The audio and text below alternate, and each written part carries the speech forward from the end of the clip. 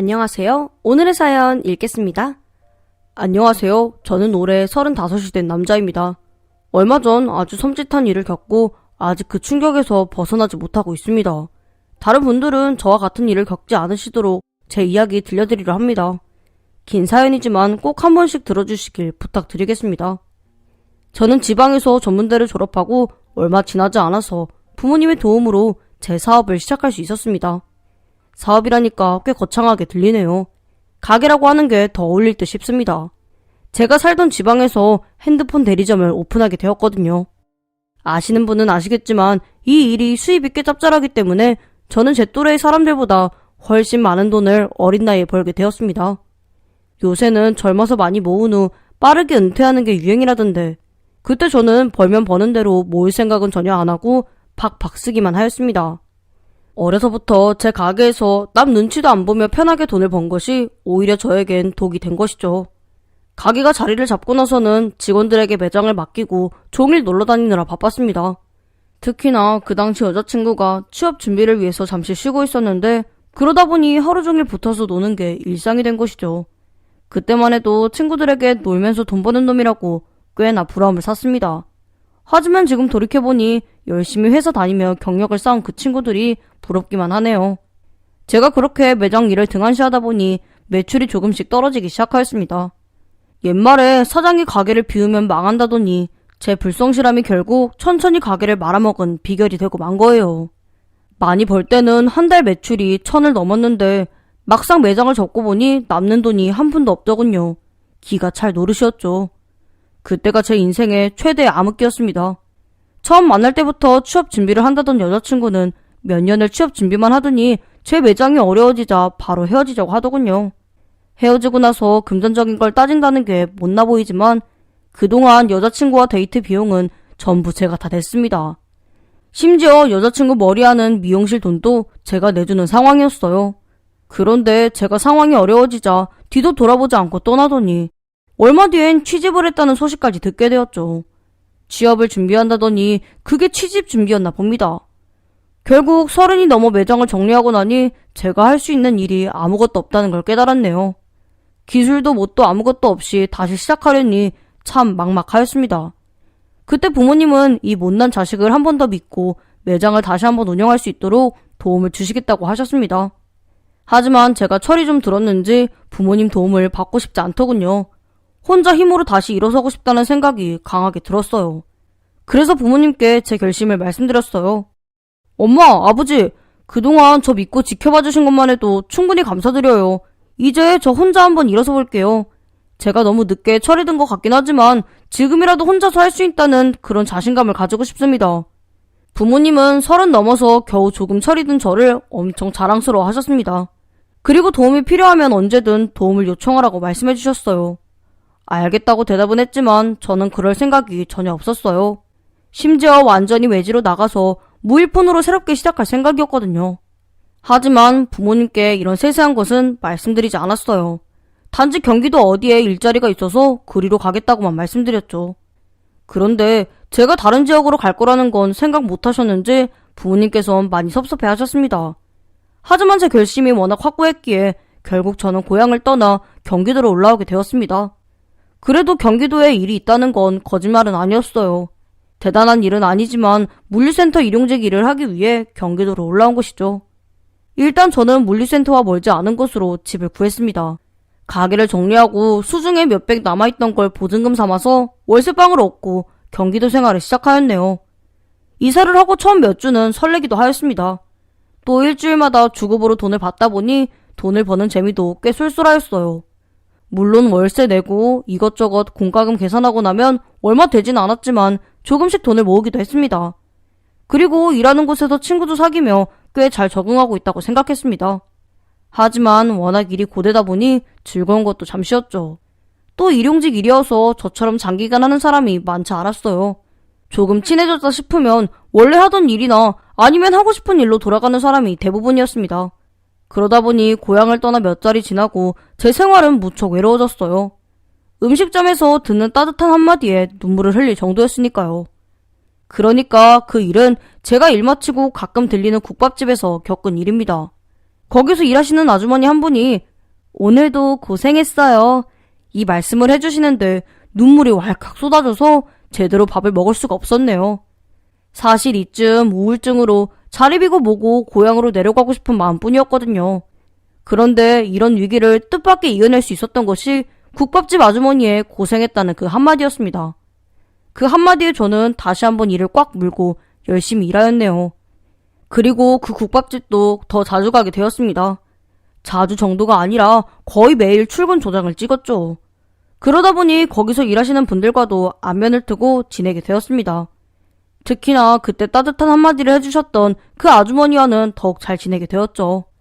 그런데 처음엔 40 중반에서 후반 사이로 보이던 아주머니가 알고 보니 저보다 5살 많은 30 후반이셨어요. 매번 아주머니라고 불렀는데 엄청 죄송하더라고요. 사실 요새 30 후반도 결혼 안 하신 분들이 많기도 하지만 워낙 젊게 사시니까 아주머니라고 하긴 좀 그렇더군요. 그래서 제가 그분께 여쭤봤어요. 아주머니라고 하긴 좀 그런데 제가 뭐라고 부르는 게 편하세요? 그럼 누나라고 해요. 그 뒤로 저는 누나라고 부르며 아주머니와 더 친해지게 되었습니다. 하지만 딱히 여자로 보이거나 그런 건 전혀 없었어요. 그 부분에선 제가 여전히 철이 없었기에 저보다 나이도 어리고 이왕이면 얼굴도 예쁜 여자를 만나고 싶었거든요. 그런데 누나는 5살 연상이기도 했고 또 외모가 썩 예쁜 얼굴은 아니었어요.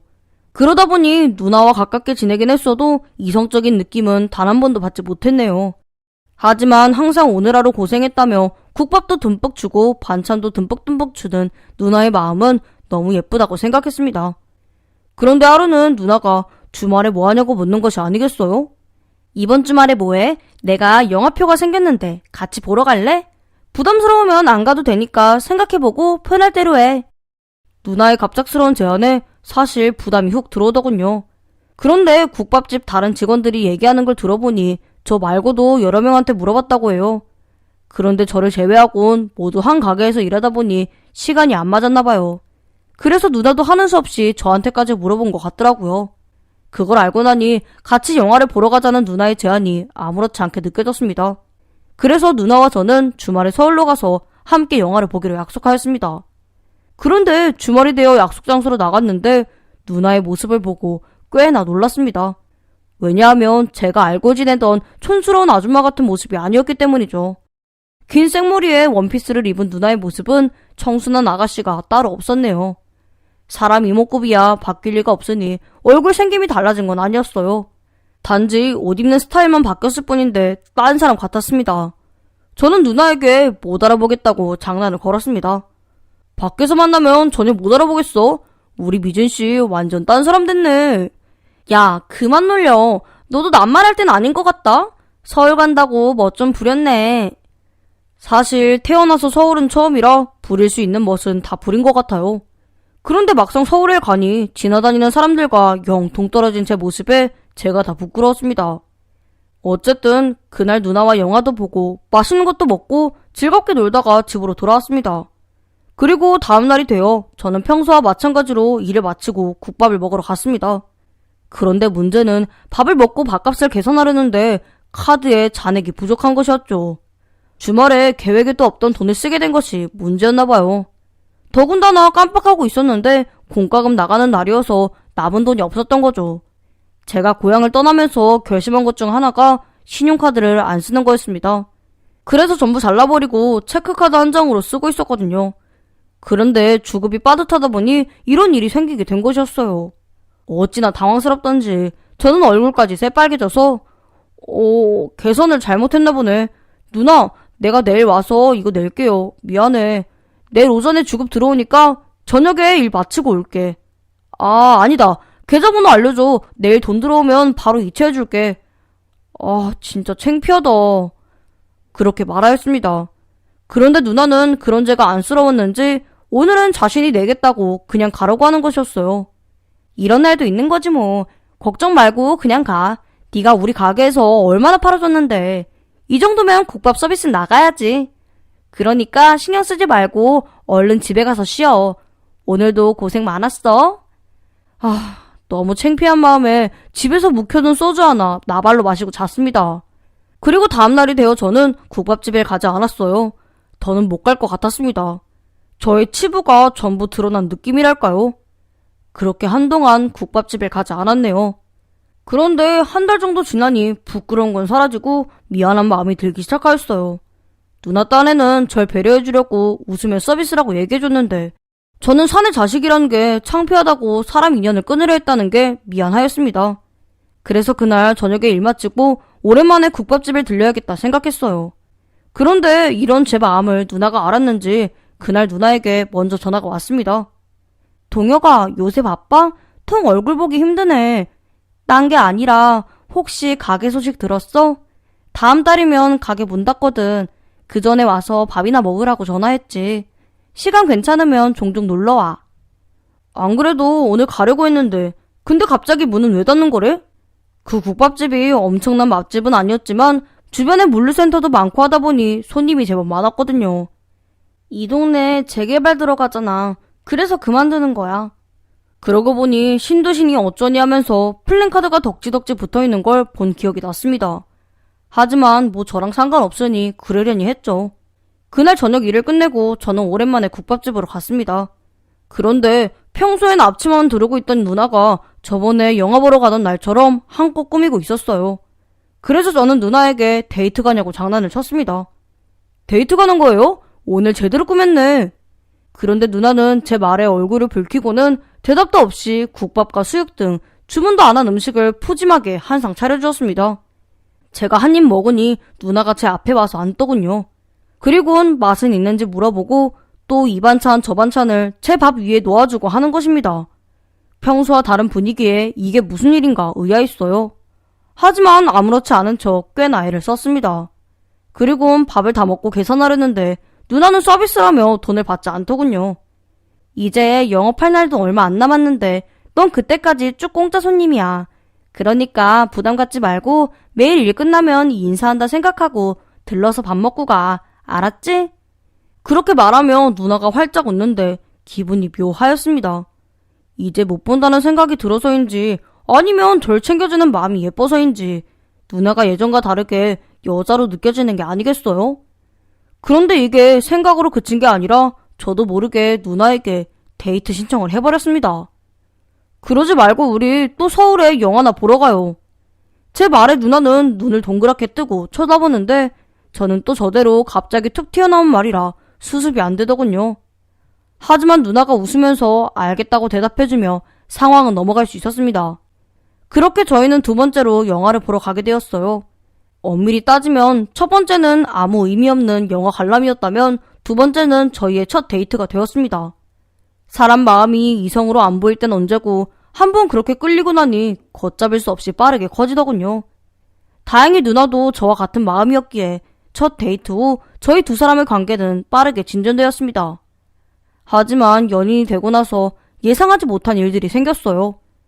그게 뭐냐면 누나가 더는 국밥집에 저를 못 오게 하는 거였어요. 네가 섭섭해할 수도 있겠지만 내가 사정이 좀 있어서 그래. 사람들에게 밝히기도 좀 그렇고. 그렇다고 네가 왔는데 평소처럼 티 하나 안 낸다는 게 쉽지 않을 것 같아. 그냥 어차피 한 달도 안 남았으니까 그동안은 가게에 오지 말고 밖에서 만나자. 누나 말에 조금 섭섭하기도 했지만 또 어느 한편으로는 그럴 만한 이유가 있겠거니 생각이 들어서 알겠다고 하였습니다. 그리고 어느덧 한 달이 지나 가게는 영업을 끝내게 되었어요. 그런데 문득 누나가 국밥집을 그만두게 되면 어디서 일을 할 생각인지 궁금해졌어요. 자세한 건 모르지만 사는 형편이 그리 좋아 보이진 않았기에 마냥 놀처지는 아닌 듯 보였거든요. 그런데 가만 생각하니 그때까지 저는 누나에 대해서 아는 것이 거의 없었습니다. 국밥집 근처에 혼자 산다는 얘기까진 들었지만 고향이 어딘지 여태 뭐라고 지냈는지 아무것도 몰랐습니다. 따지고 보면 누나도 저에 대해서 모르긴 마찬가지였지만 그래도 제가 사는 곳이 어딘지는 아는 정도였죠. 저는 계속 만남을 가질 거라면 서로에 대해 얘기를 나눠야겠다는 생각이 들었습니다. 그래서 누나에게 여행을 가자고 제안하였어요. 누나도 여태 계속 일하느라 힘들었을 텐데 쉬는 동안 같이 여행이라도 다녀올까? 난 어차피 일용직으로 일하는 거라 언제든 시간 낼 수 있지만 누난 또 다른 데 취직하면 시간 내기 힘들잖아. 여행 좋지. 건강할 때 여행도 가는 게 좋은 것 같아. 몸 아프면 돈이고 뭐고 다 소용없지. 제가 여행 얘기를 하니 누나가 뜬금없이 건강 이야기를 하며 표정이 어두워지더군요. 누나에게 뭔가 말 못할 사정이 있구나 싶었습니다. 그리고 얼마 뒤 누나와 제가 함께 간 여행지에서 서로에 대한 이야기를 나누게 되었고 여러 가지 사실들을 알게 되었죠. 이걸 언제 어떻게 이야기할지 그동안 고민이 좀 많았어. 사실 나 한 번 결혼했던 경험이 있어. 남편이 몸이 안 좋아서 결국은 나 혼자 남겨지게 됐지. 그리고 국밥집도 사실은 남편이 하던 곳이야. 이건 너한테 비밀로 하려던 건 아니었어. 근데 네가 내가 사장이라는 걸 전혀 모르는 것 같길래 딱히 말하기도 좀 애매해서 말 안 했던 거야. 그리고 혹시나 그게 부담이 되진 않을까 걱정도 됐고. 누나의 사별이 문제가 된 건 아니지만 국밥집 사장님이라는 얘기는 확 부담이 되었습니다. 왜냐하면 들리는 소문에 그 국밥집이 재개발로 1,000억대 보상금을 받는다는 얘기를 들었거든요. 국밥집 자체도 부지가 크지만 그 뒤로 논밭이 전부 국밥집 사장님 소유거든요. 이미 말씀드렸듯 국밥집이 근처 물류센터로 인해서 장사가 좀 되었어요. 그게 전부 보상금액에 반영이 된 거죠. 그런데 아무래도 1,000억대 자산가라는 게 저에겐 와닿지도 않고 또 그만큼 부담이 되더군요. 그리고 이어지는 누나의 말은 그런 부담감을 더욱 가중시켰습니다. 내가 너랑 만나는 걸 더 비밀로 했던 이유도 사실 재개발로 큰 돈을 벌게 되다 보니 사람들이 자꾸 내 돈에 관심을 가지더라고. 그런데 만약 너와 사귄다는 걸 알게 되면 혹시나 네가 돈 때문에 나한테 접근했다고 손가락질 받는 건 아닌가 걱정이 됐어. 가만히 듣고 있던 저는 누나에게 솔직한 제 마음을 털어놓았습니다. 100억대 소리만 들어도 턱이 빠질 텐데 어휴, 돈 얘기만 하러 온 건 아니지만 좀 충격적이네. 이상해. 돈 많은 사람 만나면 좋은 건 줄 알았는데 부담되네. 앞으로 내가 뭘 어떻게 해도 혹시나 누나가 내가 돈이 탐나서 그런다고 생각할까봐 그것도 만만찮게 걱정돼. 사실 돈 때문에 부담스럽다는 가장 큰 이유가 그런 점이었습니다. 왜냐하면 구체적인 계획을 세운 건 아니지만 아무래도 누나가 일을 그만두고 다시 취직한다는 게 쉽지 않을 테니 빨리 결혼해서 제가 가장으로서 지켜주고 싶은 마음도 있었거든요. 하지만 턱하니 1,000억 소리를 들으니 결혼하자는 말이라도 꺼냈다간 돈 때문에 서두르는 것처럼 보일 것 같았습니다. 결혼에 돈이 걸림돌이 된다는 건 알았지만 돈 많은 게 걸림돌이 될 줄은 꿈에도 몰랐네요. 아무튼 그 여행으로 서로에 대해 많이 알게 되었지만 모르는 게 약인 것도 있구나 싶었습니다. 여행에서 돌아오고 얼마 뒤 저는 아무리 생각해도 누나와 제가 함께하는 미래가 그려지지 않아서 헤어져야겠구나 생각했습니다. 그런데 사람 마음이란 게 뜻대로 안 되더군요. 점점 누나에게 깊이 빠져들게 되었네요. 사실 저도 진짜 제 속마음을 모르겠어서 더 힘들었습니다. 분명 돈 때문에 부담스러워서 헤어지고 싶은 마음은 확실한데 또 한편으로는 혹시나 무의식 중에 누나의 재산이 하나의 매력으로 보이는 건 아닌지 제 자신이 의심스러운 날도 있었습니다. 제가 그런 생각을 했던 이유는 예전에는 앞치마를 두르고 허름하게 차려입은 누나를 보면 아줌마처럼 보이기도 하고 또 사귀고 난 뒤로는 그 모습이 안쓰러워서 호강시켜주고 싶다는 생각이 강했어요. 그런데 누나의 상황을 알고 나니 괜히 귀티가 나는 것 같은 기분이 들었거든요. 뭐 어쨌든 사람 마음이 무자르듯 숭덩 깨끗하게 정리가 되는 것이 아니다 보니 제 의지와 상관없이 누나에 대한 마음은 커져갔습니다. 그런데 그때 누나가 먼저 결혼하자고 제게 청혼을 하더군요. 난 그냥 여기 생활 다 접고 고향 가서 살고 싶어. 근데 너도 어차피 여기에 연고가 있는 것도 아니니까 나랑 같이 강원도 가서 사는 건 어때? 한참 정신없이 빠져있을 때라 앞뒤 잘 것 없이 좋다고 하고 말았습니다. 그때쯤엔 혼자 사는 것도 너무 외로워서 누나와 함께 살고 싶다는 생각도 컸거든요. 그래서 제가 부모님께 인사드리고 정식으로 결혼하자고 하였습니다. 그런데 누나는 제가 부모님 얘기를 꺼내니 좀 놀라는 것 같았어요. 가족이 있었구나. 난 네가 고아라고 생각했어. 가만 보면 그렇게 생각할 이유도 없었는데 말이야. 그러면서 어색하게 웃더군요. 근데 나도 부모님한테 허락받고 정식으로 진행하고 싶긴 한데 아무래도 여기 재개발하는 땅 때문에 좀 문제가 있어서 그래. 누나는 완전히 허허벌판 땅에서 자신이 일궈놓은 재산인데 아무래도 시부모님이 살아계시다 보니 눈치가 보인다고 했습니다.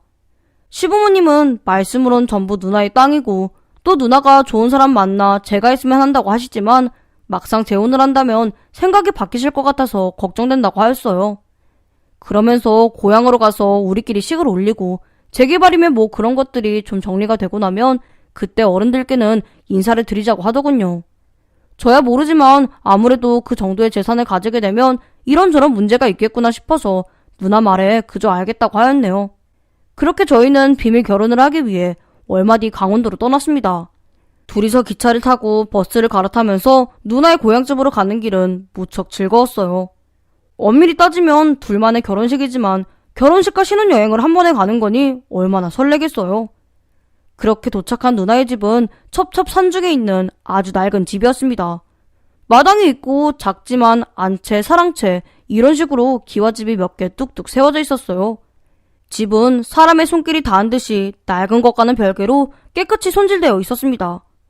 아무도 안 사는 집인데 관리가 엄청 잘 돼 있다. 근처에 아는 분이라도 사셔? 내가 말 안 했나? 우리 부모님 여기에 살고 계셔. 어찌 보면 고향집에 부모님 계신 건 당연한 건데 사실 저는 그 소리에 기분이 좀 이상했습니다. 왜냐하면 누나가 먼저 어른들께는 자리 잡고 딱 문제가 완전히 해결되면 인사를 드리자고 제안했으니까요. 어쨌든 누나의 부모님이었기에 저는 당연히 잘 보이고 싶어서 의아한 마음을 감추고 큰 소리로 인사드렸습니다. 안녕하십니까? 이동혁이라고 합니다. 그런데 부모님은 제가 마음에 안 드시는지 잠깐이었지만 절 보는 눈빛이 경계하는 그런 눈빛이었습니다. 이런 표현은 웃기지만 약간의 살기가 느껴지기도 했고요. 순간 저는 누나의 재산 때문에 저에 대해 편견을 가지고 계신 건가 걱정이 되었네요. 하지만 곧 어른들께서 먼 데까지 오느라 고생했다며 활짝 웃으시는데 제가 너무 터무니없는 생각을 한 것 같았습니다. 어머님과 아버님은 사위 왔다며 상다리가 휘어지게 점심을 준비해 주셨어요. 점심을 먹고는 누나와 함께 동네 이곳저곳을 돌며 산책을 하였습니다. 그런데 동네를 한 바퀴 빙 둘러서 다시 집으로 오는 길에 아까 전엔 보지 못했던 작은 채 하나가 대문 옆으로 있는 것을 보았네요. 저는 누나에게 무슨 용도로 사용하는 방인지 물었습니다. 아까 안채랑 사랑채는 아는데 저건 뭐야? 손님 방이야? 아니, 창고로 사용하는 곳이야. 이렇게 말하고 누나는 더는 아무 말도 하지 않았습니다. 그런데 뭔가 할 말이 없다기보다는 말을 아끼는 느낌이 강하게 들었어요. 이상하다 생각은 했지만 별거 아닌 듯해서 더 묻진 않았습니다. 그리고는 해가 지고 피곤이 몰려와 일찌감치 사랑채에 자리를 펴고 누웠습니다. 얼마나 잤는지 정확히는 모르겠지만 새벽쯤 되었던 것 같아요. 처음엔 웅웅거리는 소리가 들려서 한참을 뭔가 들었네요. 그러다 가만 들어보니 사람이 목소리를 낮춰서 말하는 소리라는 걸 알게 되었습니다. 저는 소리를 쫓아 조용히 밖으로 나갔습니다. 그런데 소리가 나는 곳은 누나가 창고로 사용된다고 말했던 곳이더군요. 처음에는 별 생각 없이 다가갔어요. 그런데 신음소리와 함께 여러 사람의 목소리가 웅성거리는 것이 심상치 않더라고요. 저는 조용히 안에서 들려오는 말소리를 들었습니다. 그리고 방에서 들려오는 이야기를 듣고는 달도 없는 새벽 산길을 살기 위해 내달릴 수밖에 없었습니다. 제가 들은 이야기는 익숙한 누나의 목소리로 시작되었습니다. 한 숟갈만 마저 먹어. 당신이 잘 먹어줘야 우리가 이 고생을 해도 보람이 있는 거 아니겠어? 그렇게 애처럼 투정만 부리지 말고 어머님, 아버님, 그리고 내 생각 좀 해줘. 그런데 제가 이식을 해주긴 한다냐? 아직 뭣도 모르는 것 같던데. 저만 믿으세요. 제가 어떻게든 꼭 성공할게요, 아버님. 두 분은 조금만 더 이이랑 여기서 지내시면 돼요. 이 사람 몸만 낫게 되면 그때 우리 네 가족 좋은 집 짓고 보란듯이 살게 해드릴게요. 그러지 말고 아가, 그 토지 보상인지 뭔지 1,000억대로 받는다며. 저 총각한테 한 1, 2억 던져주고 이식을 부탁하는 것은 어떻겠니? 저도 처음엔 그런 생각도 했는데 저 사람은 돈보다는 감정에 호소하는 게 좀 빠른 것 같아요. 일단 제 생각엔 여기 며칠 묶어두고 슬슬 이 이가 제 남동생인 것처럼 이식이 필요하다고 이야기할 참이에요. 만약 그래도 안 넘어오면 그땐 다시 계획을 세워야죠. 저는 이미 대화 내용에서도 소름이 확 돋았지만 평소와 전혀 다른 누나의 차가운 말투에 더욱더 소름이 돋았습니다. 그러면서 정신이 번쩍 드는 게 지금 도망가지 않으면 꼼짝없이 뭔 일 나겠구나 싶더군요. 그래서 그때부터 신발도 신지 않고 맨발로 산길을 내달리기 시작하였습니다. 그런데 온 사방이 어둡다 보니 마당을 나오며 쇳그릇을 엎지르는 바람에 그 소리가 온 산에 메아리치게 되었습니다. 그 소리에 방 안에서 이야기를 나누던 소리가 뚝 끊기더니 갑자기 누나의 고함 소리가 들렸습니다. 저놈 잡아야 해요. 당장 잡아야 해요. 그리고 3개의 발자국이 제 뒤를 쫓는 소리도 들렸습니다. 달도 없는 밤이니 익숙하지 않은 산길을 뛴다는 게 무척 힘들었지만 사람이 목숨이 걸렸다고 생각하면 못할 게 없는 것 같아요. 저는 죽으라고 뛰었네요. 그러자 결국 쫓아오던 발소리들이 꽤 멀어지게 되었습니다. 그나마 제가 젊은 남자였기에 그 사람들을 따돌리고 무사히 내려왔지. 반대로 여자였다면 무사히 나올 수 있었을까 겁이 나더군요. 산길을 내려온 저는 일단 경찰서로 가서 이 일을 신고했습니다. 그리고 경찰과 함께 다시 그 집으로 가니 낮엔 보지 못했던 제 또래의 병색이 짙은 남자가 있더군요.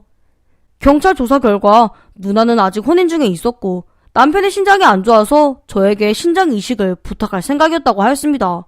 분명 저를 붙잡으려던 그 말투에는 부탁을 넘어선 협박의 느낌이 있었지만 경찰 앞에서 순박한 시골 사람 행세를 하는 그 가족들을 증거도 없이 더는 몰아붙일 수 없었네요. 그래서 저는 일단 혼인 빙자로 고소만 하고 아침이 되어 고향집으로 내려갔습니다. 그 후에 누나에게 수십 번은 더 전화가 오더군요. 무슨 말을 더 하고 싶어서 그렇게 전화를 하는지 저는 듣고 싶지도 또 엮이고 싶지도 않은 마음에 연락을 받지 않고 있습니다. 얼마 뒤엔 핸드폰 번호도 바꾸고 완전히 연락할 길을 차단할 생각이에요. 정말 좋은 사람이라고 생각했는데 허무하네요. 이 사연을 들으신 분들은 언제나 사람 조심하시길 바랍니다. 아무리 세상 좋아 보이는 사람이라도 그 속은 절대 모르는 것이니까요. 긴 사연 들어주셔서 감사합니다. 안녕하세요. 결혼생활 25년, 현재 은퇴한 남편을 둔 50대 중반 주부예요. 남편이 남들보다 일찍 은퇴를 한 편인데요. 사실 제 입장에선 1년이라도 더 일을 했으면 싶었어요. 아이들 학자금 대출도 있고 그것 말고도 갚아야 할 돈도 조금 있어서 시간이 걸리더라도 설득시키려고 했죠. 하지만 남편을 보니 체력도 예전 같지 않고 부서엔 얼굴 붉히며 지내온 껄끄러운 동료들도 있어서 더 했으면 좋겠다고 선뜻 말을 못 꺼내겠더라고요. 실제로 남편이 더 이상은 일을 하고 싶지 않다고 이제는 쉬고 싶다고 진심으로 호소한 적도 있었습니다. 그렇게 남편 바람대로 동기보다 1년 일찍 나오게 됐어요. 그 후 집에만 있게 된 지 벌써 2년. 매일 출퇴근하던 사람이니 계속 집에 있는 게 얼마나 힘이 들겠어요. 은퇴 후 한 3개월 정도는 되게 편해 보이더라고요. 걱정할 필요도 없이 혼자서도 잘 지내는가 싶었죠. 가끔 친구들이랑 골프 치러 나가고 술도 마시곤 했으니까요. 하지만 1년쯤 지나니 사람이 조금씩 달라지더라고요. 대학교 졸업을 앞둔 딸아이에게 어느 순간부터 간섭을 하기 시작했습니다. 이제 우리 집 가장은 너희들이다. 아이들 방에 들어가 대뜸 이런 소리를 하질 않나. 주말만 되면 어떻게 돈을 관리해야 하는지, 사회에 나갔을 땐 어떻게 행동을 해야 하는지, 또 불만이 있을 땐 바로바로 얘기해서 풀어낼 줄도 알아야 한다는 둥. 자기처럼 참고 살지 말라며 선생님처럼 가르치더라고요. 아이들도 참다가 나중엔 제게 따로 불만을 털어놓기도 했어요.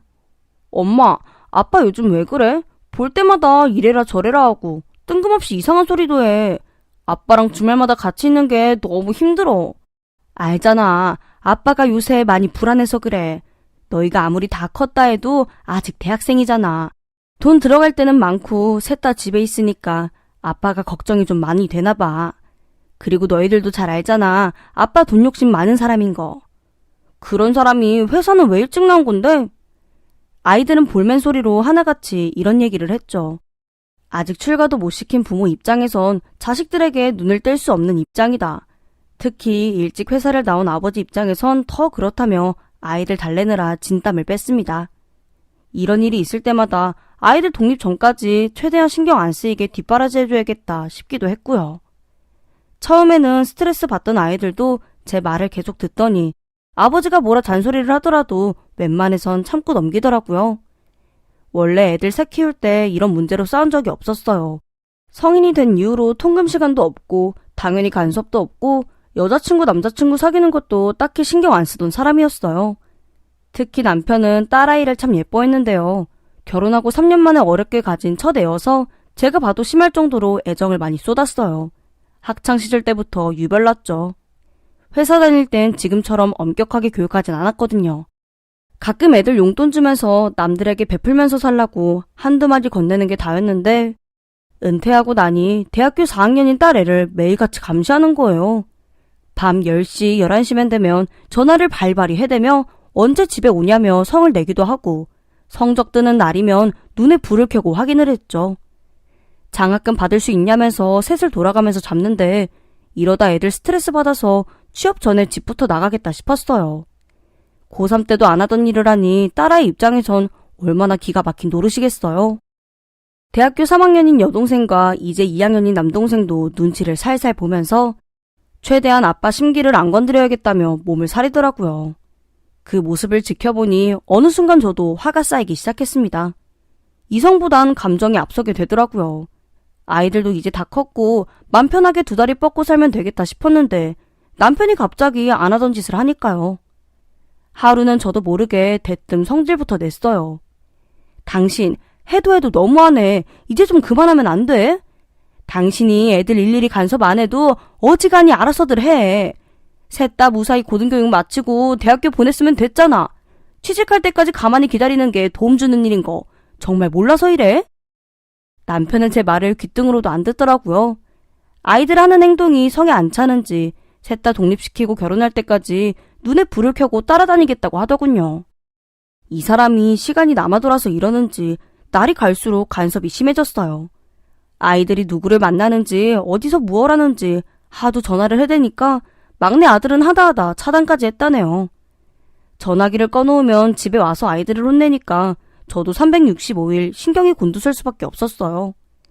게다가 맘 편히 여행도 모임도 가기 힘든 시기가 되자 남편은 점점 더 예민해졌습니다.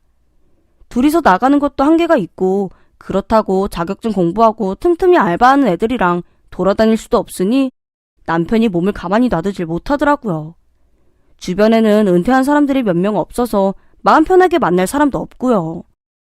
어느 순간부터는 애들로도 모자라 형이랑 자주 만나서 하루 종일 술 퍼먹고 심지어 잠도 자고 오더군요. 자식 새끼 키워봤자 다 소용없다. 입버릇처럼 얘기하는데 남편의 말 한마디 한마디가 목에 걸린 생선가시처럼 느껴졌어요. 인생이 허무하고 지금 당장 무력한 건 알겠는데 남편은 정말 잠시도 혼자 있는 시간을 못 견디는 사람이었습니다. 나중에는 남편을 두고 나가기가 겁날 정도였어요. 한 번은 하루 정도 집을 비운 적이 있었는데 돌아가면서 애들한테 전화가 왔어요. 아빠가 진짜 너무 이상하다고요. 집에 있으면서 애들 방을 1시간에 한 번씩 들어가면서 있는 소리 없는 소리를 다 하더라니까요. 틈만 나면 애들 셋이니까 돈 들 일이 한두 군데가 아니라면서 한 달에 한 번 배달시켜 먹는 것도 과소비라며 성질을 내고요. 하루는 딸아이가 테이크아웃해온 커피를 보더니 믹스커피나 타먹지 이런 걸 왜 사먹냐며 싱크대에 확 부어버리기도 했어요. 정말 해도 너무한다 싶더라고요. 결국 첫째는 졸업하자마자 바로 취업을 해서 지금 다른 지역에 가 있어요. 둘째랑 셋째도 집에서 강의를 들어도 되는데 독서실에 밥 먹듯이 가더라고요. 아빠가 있는 집에서는 한시도 같이 있기가 힘들다면서 집에 잘 안 들어오기 시작했어요. 애들이 슬슬 받아주지 않으니까 남편은 나중엔 친척들에게까지 전화를 돌리면서 귀찮게 했어요. 뒷수습은 언제나 제 몫이었죠. 항상 저는 중간에서 참 머리가 아파요. 졸업할 때까지만 참으라고 둘째도 설득시켰는데 지긋지긋하다면서 언니 따라 일찍 취업을 하려고 하더라고요. 그 바람에 남편의 볼멘 소리는 더 커지기만 했죠. 아이들이 어떻게 은퇴한 아버지의 마음을 100% 헤아려주겠어요. 남편이 자식들에게 너무 많은 걸 바라는 것 같아서 한 소리 했더니 서럽게 우는 거예요. 너무 허무하다면서요. 직장 동료들은 말 그대로 직장에서 보고 끝나는 사이고 인생의 30년을 갖다 바쳤는데 돌아보니까 남는 게 하나도 없다네요. 그 말을 듣고 마음이 아파서 한동안 아무 말도 못 꺼냈어요. 은퇴 전에 주변에 자문을 구해야겠다 싶어서 여러 사람들에게 조언을 구했는데요. 은퇴 후에 사람이 한순간에 늙는다면서 항상 신경 써주고 하루하루 잘 보낼 수 있게 보살펴줘야 한다는 말에 정말 그렇게 했어요. 저도 원래는 이렇게 남편한테 불만을 가지고 신경질 내진 않는 스타일이었거든요.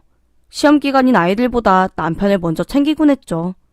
사달라는 거 최대한 사다 주고 먹고 싶은 음식이 있다고 하면 바로 장을 보고 와서 정성 들여 요리도 해주고 고된 사회생활 응석도 다 받아주었어요. 하지만 역부족이었습니다. 집이 답답하다면서 하루하루 힘들어하는 남편을 붙잡을 수가 없더라고요. 할 것도 없고 집에 있는 것도 지겹다면서 안 하던 등산도 하고 2-3시간씩 산책까지 하고 와서 말도 없이 골아떨어지는 날도 늘어만 갔어요. 하루는 연락이 안 돼서 온종일 갈만한 곳을 찾아다녔는데 어딜 가나 코빼기도 안 보이는 거예요. 나중에 지인한테 연락이 왔는데 거기 집에서 하룻밤 신세지고 왔다네요. 기가 막혀서 무심한 편이었어도 의젓하던 남편이 갑자기 딴 사람이 된 것 같았어요. 아빠한테는 차마 말 못하겠고 주변 지인들에게 어디서부터 어떻게 말을 꺼내야 할지도 몰라서 계속 참고 또 참으면서 최대한 속으로 삭혔습니다. 시간은 계속 흐르고 아직 갈 길이 먼 것 같은데 남편은 세상 다 산 것처럼 행동하니 어떻게 해야 할 줄을 모르겠더라고요. 방금 일어났다는 지인의 문자를 받고 차 끌고 가는데 하염없이 눈물만 났어요. 남편이 원래 이런 사람이었나? 날이 갈수록 한시도 가만히 있지를 못하고 잠도 못 자는 남편을 보니 저도 이젠 지치더라고요. 공원에 가 있는 남편을 챙기느라 발이 부르트도록 걸어다닌 적도 있었고요. 도서관 문 닫아야 하는데 계속 거기서 앉아있겠다면서 난동을 피워서 급하게 택시를 타고 뛰어간 적도 있었어요. 술 먹고 밥집에서 행패를 부려서 밥집 사장님에게 10번도 넘게 고개를 조아렸고요. 이게 무슨 날벼락인가 싶은 생각을 한시도 지을 수가 없었죠. 어느 날은 문자랑 전화가 30통씩 쌓여 있었어요. 알고 보니까 남편이 글쎄 뒤에서 친척들한테 조금씩 돈을 빌렸다는 거예요. 사업하겠다는 명분으로 현금을 빌려가서 며칠 전부터 연락이 되지 않는다는 말을 들었어요. 사촌에 6촌에 8촌까지 넘어갈 뻔한 거 이번에 연락받고 알았네요. 집을 팔아서라도 친척들에게 빌린 돈을 갚아야겠다 싶었는데 저도 모르게 남편을 외면하고 싶어졌어요. 차라리 지금 갈라서는 게 나은가 싶었죠. 원래 산후 우울증도 사람마다 다 다르게 온다잖아요. 그렇게 생각하면 남편이 조금 심하게 은퇴 후유증 같은 게 온 건데 그걸 받아주기엔 제 그릇이 너무 작은가 봐요. 갑자기 그런 생각도 들더라고요. 차라리 남편이랑 같이 장사를 하면서 정해진 은퇴 날짜 없이 계속 일을 했더라면 저 사람이 저 정도로 힘겨워하진 않았을 텐데 문득문득 생전 안 하던 생각까지 드네요. 꼬박 3주 만에 집으로 돌아온 남편 몰골은 말이 아니었어요. 그 돈 다 어떻게 했냐고 물으니 꼼짝없이 서 있더라고요. 말 안 해도 비디오죠. 사기를 당한 것 같더라고요. 속은 부글부글 끓는데 저는 그냥 아무 말 안 했어요. 잘한 것도 없는 남편한테 라면 한 그릇이나 끓여줬죠. 내 차 팔 거야. 당신 여기저기서 꾼 돈 갚으려면 우리의 첫 차까지 팔아야 돼. 아무 말 안 하고 라면만 꾸역꾸역 먹더라고요. 사랑 없는 결혼이 된 지 한참 됐지만 측은지심으로 사는 것도 맞는 일인가? 이게 내가 원했던 결혼 생활인가 싶은 마음이 자꾸 샘솟으면서 괴로웠어요. 이렇게 3년, 4년, 10년씩 어떻게 지내야 될지 몰라 자다가도 깨고 저까지 예민해지더라고요. 남편이랑은 각방 쓴 지 오래됐고요. 이제는 얼굴 보면 한숨밖에 안 나오네요. 한 번은 친정 아빠에게서 전화가 왔어요. 아버지께서 그러시더라고요. 너네 괜찮은 거냐? 갑자기 이게 무슨 생뚱맞은 소린가 싶어 몇 번이고 되물으니 한참을 침묵하시다가 말씀해 주셨죠. 지금까지 한 번도 들어본 적 없는 얘기였어요. 아버지의 목소리가 살짝씩 떨리는 게 전화기 너머로도 다 느껴져서 심장이 멈추는 것 같았습니다. 미우나 고우나 서로를 위하면서 살아야 후회가 없다. 너네 엄마 그렇게 먼저 떠나보내고 내가 어떻게 살았는지 잘 알잖니. 그래도 아빠 그거랑 이거랑은 다르지. 그걸 어떻게 비교해? 주말에도 일을 놓지 않았던 사람인데 오죽하겠나. 승진에 목숨 건 사람이었으니 심장 하나가 빠져나간 기분이겠지. 그래도 아빠 인생이 참 덧없다. 관두기 전엔 몰라. 잃기 전엔 모르는 것처럼. 힘들더라도 옆에서 묵묵히 봐주는 게 부부야. 끝까지 옆에서 봐도 그래야 후회 안 해. 그 말을 듣는데 가슴이 찢어지는 것 같았어요. 일은 일일 뿐이라고 일하지 않는 시간에 충분히 즐기면서 살기를 바랐던 게 욕심 같아 보였습니다. 아버지 말씀을 듣는데 생각이 너무 짧았던 건가 싶더라고요. 그냥 남편이 붕 떠버린 시간을 감당하지 못해서 예전에 하지 않던 행동을 하는 줄 알았는데 아버지의 말씀을 들으니까 조금은 그 사람의 심정이 이해가 되기 시작했습니다. 그 상실감을 저는 외면하려고 했던 것 같아요. 누구나 은퇴 이후의 삶에 서서히 적응하면서 조금씩 빈 둥지에 적응을 하는 거라고 그렇게 믿어왔죠. 그래도 선뜻 방문을 열어 남편한테 이런저런 말을 건네기가 힘들더라고요. 하루 종일 누워있는 남편이 걱정되었지만 어떻게 위로를 해줘야 할지 막막했어요. 언제 한 번은 지인과 길게 통화를 했던 적이 있습니다. 저희랑 동갑이긴 한데 거기는 일찍 결혼을 해서 애들이 이미 다 출가를 한 상황이었거든요. 둘이서 세계 여행을 하고 싶어 했는데 그건 불가하니 제주도에서 한 달 살기를 할 모양이었어요. 이런저런 자랑과 새로운 소식을 들려주다가 대뜸 이런 말을 꺼내는 거예요. 갑자기 이런 말 꺼내서 미안한데 너희 남편이 있잖아. 동창들한테 일자리 달라고 연락을 돌렸나 봐. 근데 그 과정에서 좀 크게 다툰 것 같더라고. 혹시나 했는데 정말이었어요. 동창들한테 일자리 없냐며 떼를 쓴 모양이더라고요. 지인들 얼굴 보기가 민망했습니다. 제 입장은 조금도 생각 안 하는 거냐고 물으니 자기 살 길 찾는 것도 힘들어 죽겠는데 어떻게 와이프 걱정까지 하나며 목에 핏대를 세우며 고래고래 소리를 지르는데 힘이 쭉 빠졌어요. 저도 이 사람이랑 무슨 대화를 하겠나 싶어서 똑같이 행동하기로 했죠. 한 달 정도 지났을까요? 문을 쾅쾅쾅 두드리는 소리에 놀라서 깼는데 남동생이 찾아왔더라고요. 이 시간에 웬일이냐고 묻기도 전에 남동생이 펑펑 울기 시작했어요. 이게 뭔 일인가 싶어 어리둥절하고 있는데 남동생이 통장 하나를 꺼내서 거실 바닥에 집어 던졌습니다. 본래라면 화부터 낼 텐데 피가 갑자기 식는 기분이 들었어요. 불길한 예감에 휩싸인 채로 그 통장을 줍자마자 저는 다리에 힘이 풀렸습니다. 동생이 한 1000마디 빼고는 다 기억이 나지 않을 정도로 땅이 꺼지는 기분에 휩싸였어요. 누나 남편이 사업한다고 다 날려먹었대. 이거 어떡할 거야? 눈물 콧물 닦아가며 자초지종을 설명하는데 하나도 안 들리더라고요. 손도 바들바들 떨리고 속에는 천불이 끓었어요. 한 푼도 안 쓰고 그대로 남겨둔 엄마 보험금 통장이었는데 그걸 남편이 10원도 안 남기고 다 썼다는 거예요. 아버지께서 전액을 다 빌려주자마자 홀라당. 잔고가 없는 걸 몇 번이고 확인했지만 저는 그때까지도 농담인 줄 알았어요. 설마 했죠. 친척들과 지인들도 모자라서 이제는 장모님 사망보험금까지 손대는 게 어디 할 짓인가요? 어처구니가 없어서 눈물도 안 나오는데 남편이 소란 때문에 깼는지 어슬렁대며 안방에서 기어 나오더라고요. 울고 있는 남동생한테 인사를 하는데 그때서야 피가 거꾸로 치솟는 기분이 돌면서 실감을 했어요. 이 사람 정말 뻔뻔하다.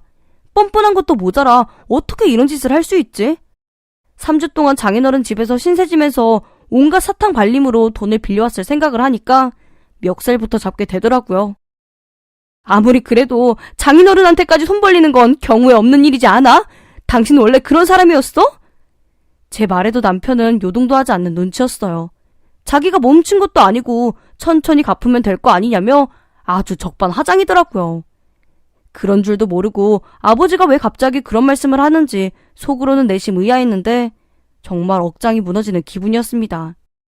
장모님이 얼마나 당신을 아끼고 좋아했는데 어떻게 이런 식으로 뒤통수를 치냐고 하니 남편은 눈 하나 깜빡하지 않더라고요.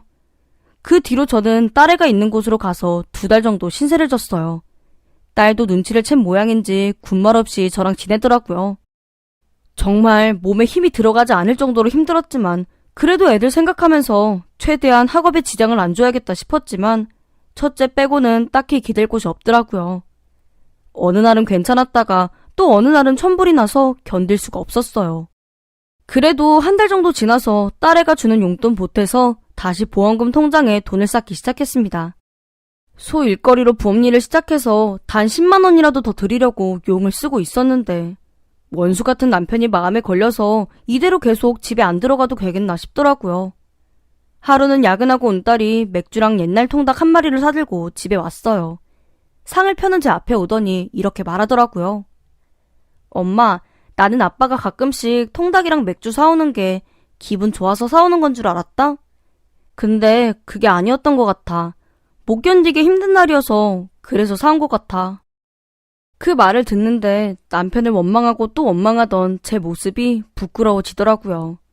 딸애가 제 등을 쓸어주는데 눈물이 앞을 가려서 제대로 먹지도 못했어요. 정말 그랬던 것 같아요. 저는 아무것도 몰랐던 것 같아요. 저희 남편이 이렇게 달라졌다는 건 이렇게 달라질 수밖에 없을 정도로 지금 이 상황이 못 견디게 힘들다는 뜻이었겠죠. 원래 안 그러던 사람이었으니까요.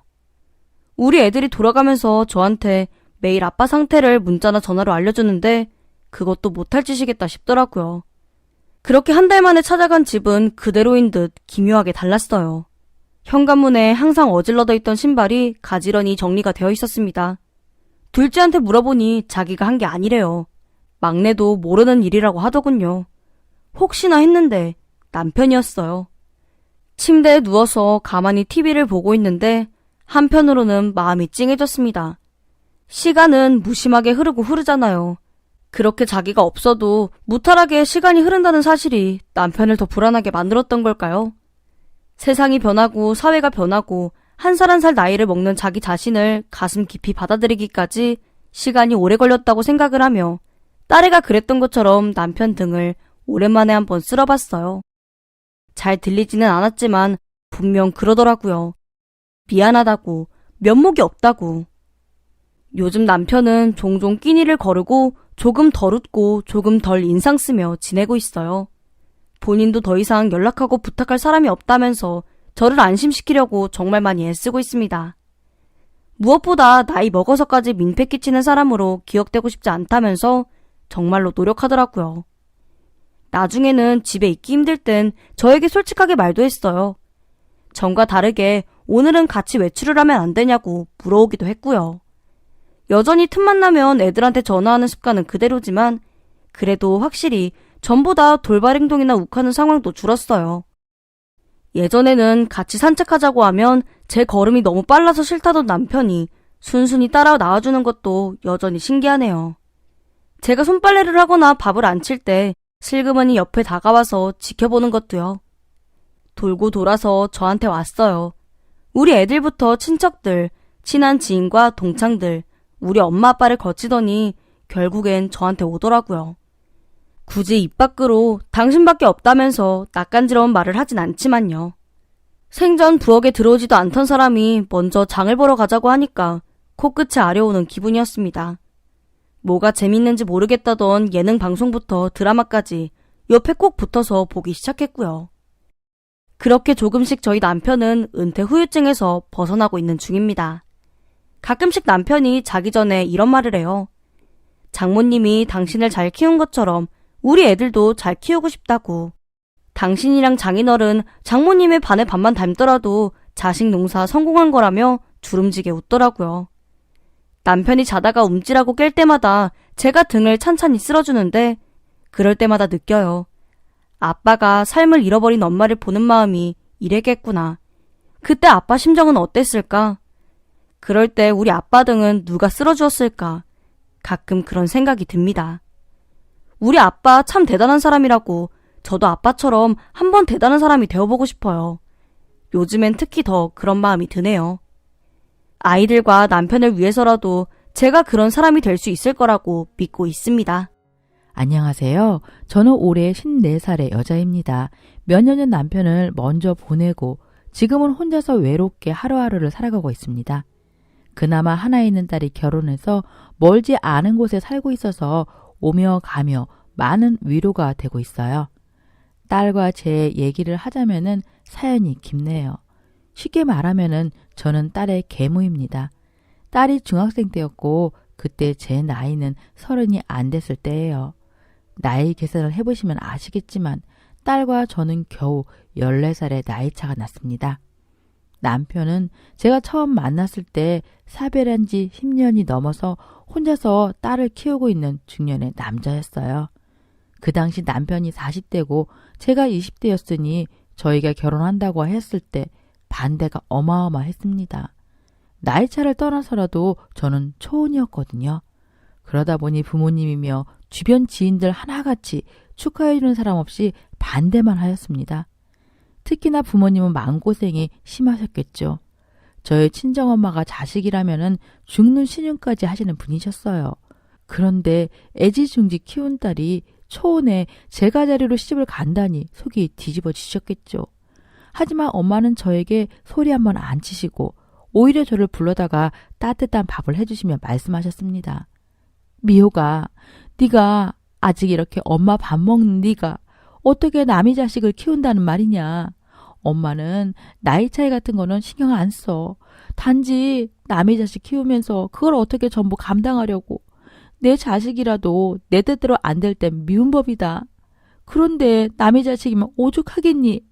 엄마 봐서 한 번만 마음 돌리면 안 되겠어? 엄마의 말을 듣는데 마음이 찢어졌습니다. 결국 저는 그 사람과 뼈아픈 이별을 선택할 수밖에 없었습니다.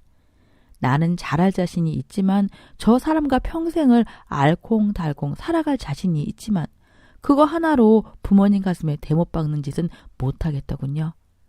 그래서 그 사람에게 찾아가 대성통곡을 하며 헤어지자고 하였습니다. 그 사람은 저보다 훨씬 큰 사람이었기에 우는 저를 다독여주면서 좋은 사람 만나 행복하게 살라고 말하고는 저를 보내주었습니다. 그 후 저는 그 사람을 잊고 살아가려고 노력했어요. 하지만 상사병이라고 들어보셨죠? 전 그때까지 사람을 못 잊어 병이 난다는 건 전부 지어낸 얘기인 줄 알았습니다. 하지만 제가 아파 보니 거짓말이 아니더군요. 저는 딱 이렇다 할 병명도 없이 음식을 잘 먹지 못하는 건 물론이고 먹었다 하면 소화가 안 되고 토하기를 반복했죠. 그때 저희 엄마가 이 병원 저 병원 저를 데리고 다니시며 치료를 받게 하셨지만 제 병에는 차도가 없었습니다. 결국 엄마는 그 사람과 헤어지게 된 것이 병의 이유라고 생각하셨고 직접 제 남편을 찾아가서 무릎을 꿇고 살려달라고 빌었다고 합니다. 남편은 엄마의 부탁이 아니더라도 제가 아프다는 이야기를 전해 듣고 발을 동동 구르며 자신도 병이 날 것만 같은 참이었대요. 마침 엄마가 찾아가 저와 남편의 결혼을 허락해 주셨으니 저희 부부는 죽지 않고 살아서 만나게 된 거죠. 제 결혼은 엄마가 허락해 주시는 걸로 다른 반대에 부딪히지 않았습니다. 아빠는 엄마의 자식 사랑을 알았기에 자식들에 대한 일은 거의 대부분 엄마의 뜻에 따라 주셨거든요. 그렇게 저는 저보다 나이도 훨씬 많고 애까지 딸린 남자와 결혼을 하게 되었습니다. 다행인 건 가족들의 걱정과 달리 제가 꾸린 가정은 나름 행복했다는 거죠. 사소한 문제야 어느 집인들 없겠습니까? 자식이 크고 작은 문제로 속썩이는 거야 그러려니 해야죠. 저 또한 완벽한 엄마였겠어요. 아이가 자라는 동안 실수도 많았고 또 어떤 날은 그러면 안 되는데 생각하면서도 제 기분에 따라서 아이를 심하게 혼낸 적도 있습니다. 그런데 그런 건 애가 더 잘 알아요. 딸아이는 제가 다른 날과 좀 다르게 과민 반응하면은 일단은 그냥 듣고 있어요. 그러면 저도 내가 과하게 혼을 냈구나 반성을 할 수 있더라고요. 얘기를 하고 보니까 제가 딸을 키운 게 아니라 딸이 저를 키운 거네요. 사실 말이 나와서 얘기지만 제가 어렸을 때부터 눈치가 없다는 소리를 많이 듣고 자랐거든요. 물론 그걸 좋게 봐주시는 분들은 밝아서 좋다고 해주세요. 눈치 없는 저를 밝다고 해주시는 건 참 감사한 일이죠. 그런데 딸도 그런 이야기를 하더라고요. 아무래도 어려서 엄마가 돌아가시고 아빠와 둘이 살다 보니 딸은 사람들 눈치를 많이 보게 되었다고 합니다. 그런데 딸이 중학생이 되고 제 아빠에게 결혼하고 싶은 사람이 있다는 말을 처음 들었을 때는 그냥 싫었대요. 그럴 수 있잖아요. 사춘기에 접어든 애가 새로운 사람을 받아들인다는 게 어디 쉬운 일인가요? 거기다 딸은 계모라고 하면은 딱 떠오르는 그런 못된 아줌마를 상상했기 때문에 더욱더 반대했다고 합니다. 그런데 막상 아빠가 데려온 여자가 세상에 30이 다 돼간다는데 웃는 거며 말하는 게 너무 밝아서 어떻게 저럴 수 있나 싶었대요. 그리고 그래서인지 저와 친하게 지내고 싶다는 생각이 들었다고 합니다. 왜냐하면 저를 보며 자신도 저렇게 밝은 사람이 되고 싶다는 생각이 들었기 때문이래요. 이렇게 말하니 제가 대단한 사람처럼 들리는데 이미 말씀드렸듯 제가 밝은 건 눈치가 없어서예요. 누가 절 좋아하는 것도 모르고 싫어하는 것도 모르다 보니 저 편한 대로 행동하는 게 밝아 보이는 거겠죠. 언젠가 딸이 저에게 엄마는 세상에 미운 사람 없어? 그래도 살다 보면은 지어받고 싶은 그런 사람 한둘은 있을 거 아니야. 그리고 나도 사춘기 때 꽤 미운 지 골라 했던 것 같은데 엄만 그런 거 생각하면 나한테 화 안 나? 이렇게 묻더군요. 사실 저도 미운 사람도 있고 한참 사춘기인 딸에게 상처받은 적도 있습니다. 그런데 저라고 마냥 잘하기만 했겠어요? 서로 부족하다 생각하고 있는 거죠. 또 어떤 날은 일부러 고약하게 굴었다 해도 모르는 날도 많았을 거예요. 괜히 눈치 없다는 소리 듣는 건 아닐 테니요. 네가 미운 짓을 골라 했다고? 네가 뭘 했더라? 딱히 미운 짓 한 건 없는 것 같은데? 왜? 갑자기 그게 미안해져서? 내가 싫어하는 사람이라도 있다고 하면은 대신 혼내주려고 묻는 거야? 저는 저렇게 대답하고 딸과 함께 그냥 웃고 말았습니다. 뭐 제 눈치 없는 거 얘기하려다 딸과 제 사이가 좋다는 자랑이 되고 말았네요. 어쨌든 지금은 그 딸이 40이 되어 얼마 전 예쁜 공주님도 낳았답니다. 남편이 살아있었다면 정말 기뻐했을 텐데 그게 참 아쉽네요. 남편은 생전에 딸아이를 무척 예뻐했어요. 그래서 제가 농담 삼아서 그렇게 예뻐하는 딸 시집가면 어쩌려고 그래요?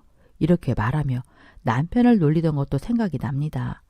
남편은 제 말에 쑥스러운지 저 못난이 데려가는 놈은 누군지 몰라도 내가 업어줘야지. 이렇게 대답했어요.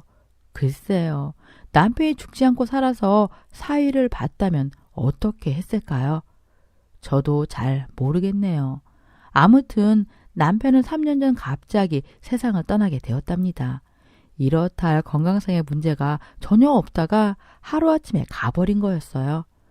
그때 처음으로 하늘을 원망도 해봤고 눈을 감고 누워 남편에게 나도 데려가 달라고 애원도 했습니다. 하지만 그게 어디 사람 마음대로 되겠어요. 저는 아직까지 건강하게 살아있답니다. 남편이 죽고 딸과 저는 힘든 시간을 서로 의지하며 보냈습니다. 그런데 어느 날 갑자기 딸이 결혼을 하겠다고 하는 것이 아니겠어요? 그때 딸이 30 후반이었으니 당연히 반가운 일이었죠. 그런데 딸이 데려온 남자를 보는 순간 말문이 턱 막히더군요. 왜냐하면은 딸이 데려온 남자는 아빠와 딸이라고 해도 믿을 정도로 나이가 많은 아저씨였습니다. 저는 불편한 기색을 감추려고 애쓰며 남자의 나이를 조심스럽게 물었습니다. 지영이한테 말씀 많이 들었습니다. 그런데 나이가 어떻게 되신다고 했죠? 아무리 봐도 제 또래로 보이는 남자는 역시나 저와 동갑이더군요. 어쩌면 제가 이런 말할 처지가 아닌지 모르지만은 저는 결혼을 찬성할 수가 없었습니다. 제가 20살이나 많던 애 딸린 남자와 결혼한다고 했을 때 가족들이 반대할 땐 그게 뭐 대수인가 싶었습니다. 그런데 제 딸이 옛날에 저처럼 나이 많은 사람과 결혼한다니 정말 말리고 싶었어요. 하지만 또 한편으론 딸 심정을 제일 잘 아는 게 저 아니겠습니까? 그래서 이러지도 저러지도 못하겠더군요. 그래서 제가 아까 남편이 살아서 사이를 본다면은 뭐라고 했을지 궁금하다고 한 거예요. 어쨌든 저는 일단 사이가 될 그분을 보내고 딸아이와 둘이서만 이야기를 했습니다. 일단 솔직하게 제 심정을 털어놓기로 마음먹었어요.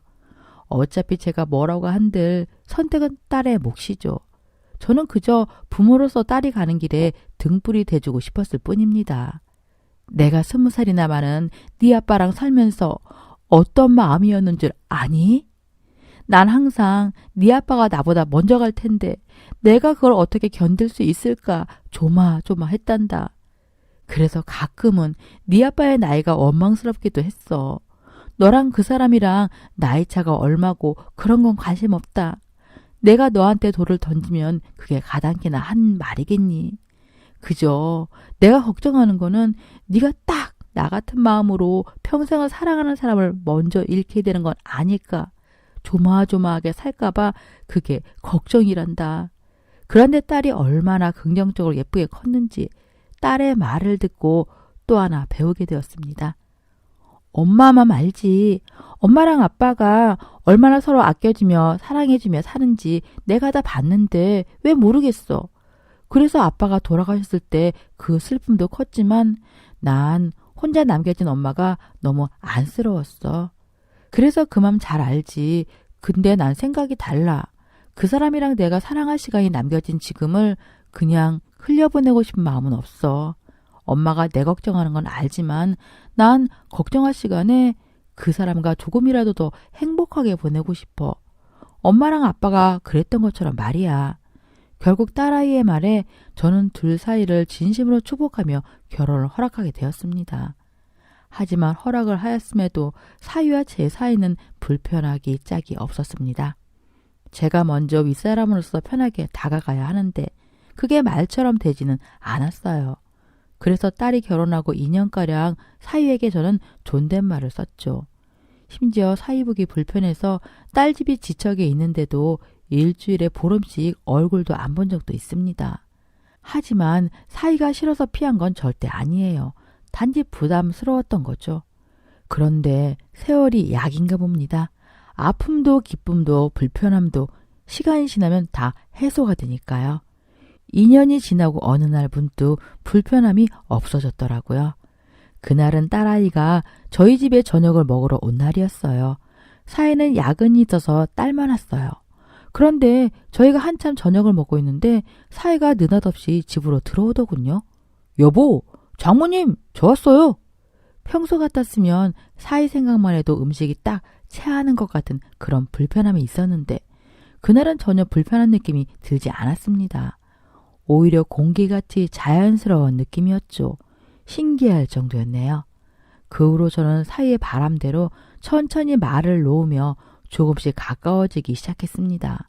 그런데 사이와 가깝게 지내다 보니 예전엔 미처 몰랐던 사이의 다른 면도 보이기 시작했어요.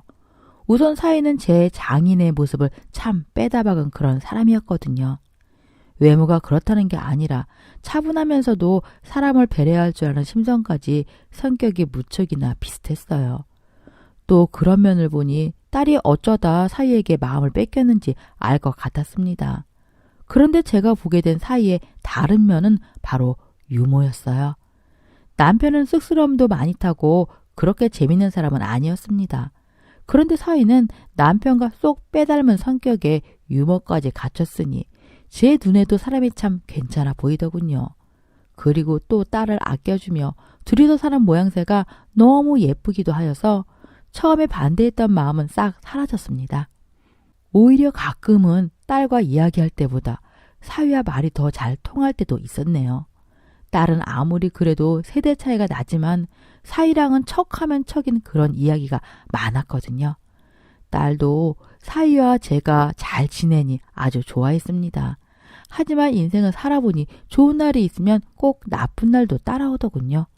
저희 집에 먹구름이 끼기 시작한 건 제가 사는 집에 보일러가 터지면서입니다.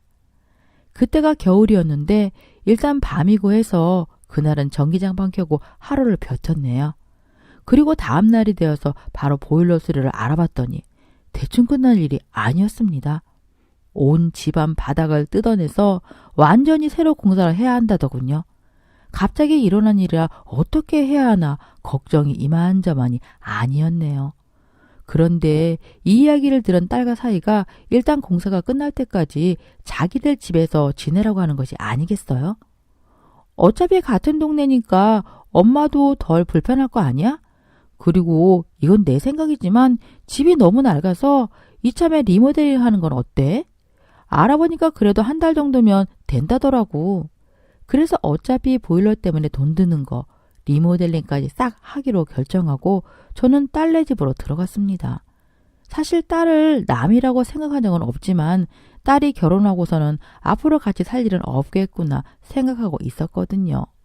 그런데 한 달이라는 짧은 시간이지만 같이 산다고 생각하니 딸과 사이의 마음은 모르겠지만 저는 신이 났습니다. 혼자서 적적한 날도 많았기에 더 그랬던 것 같아요. 그리고 딸 집으로 들어가고 처음엔 너무 즐거웠습니다.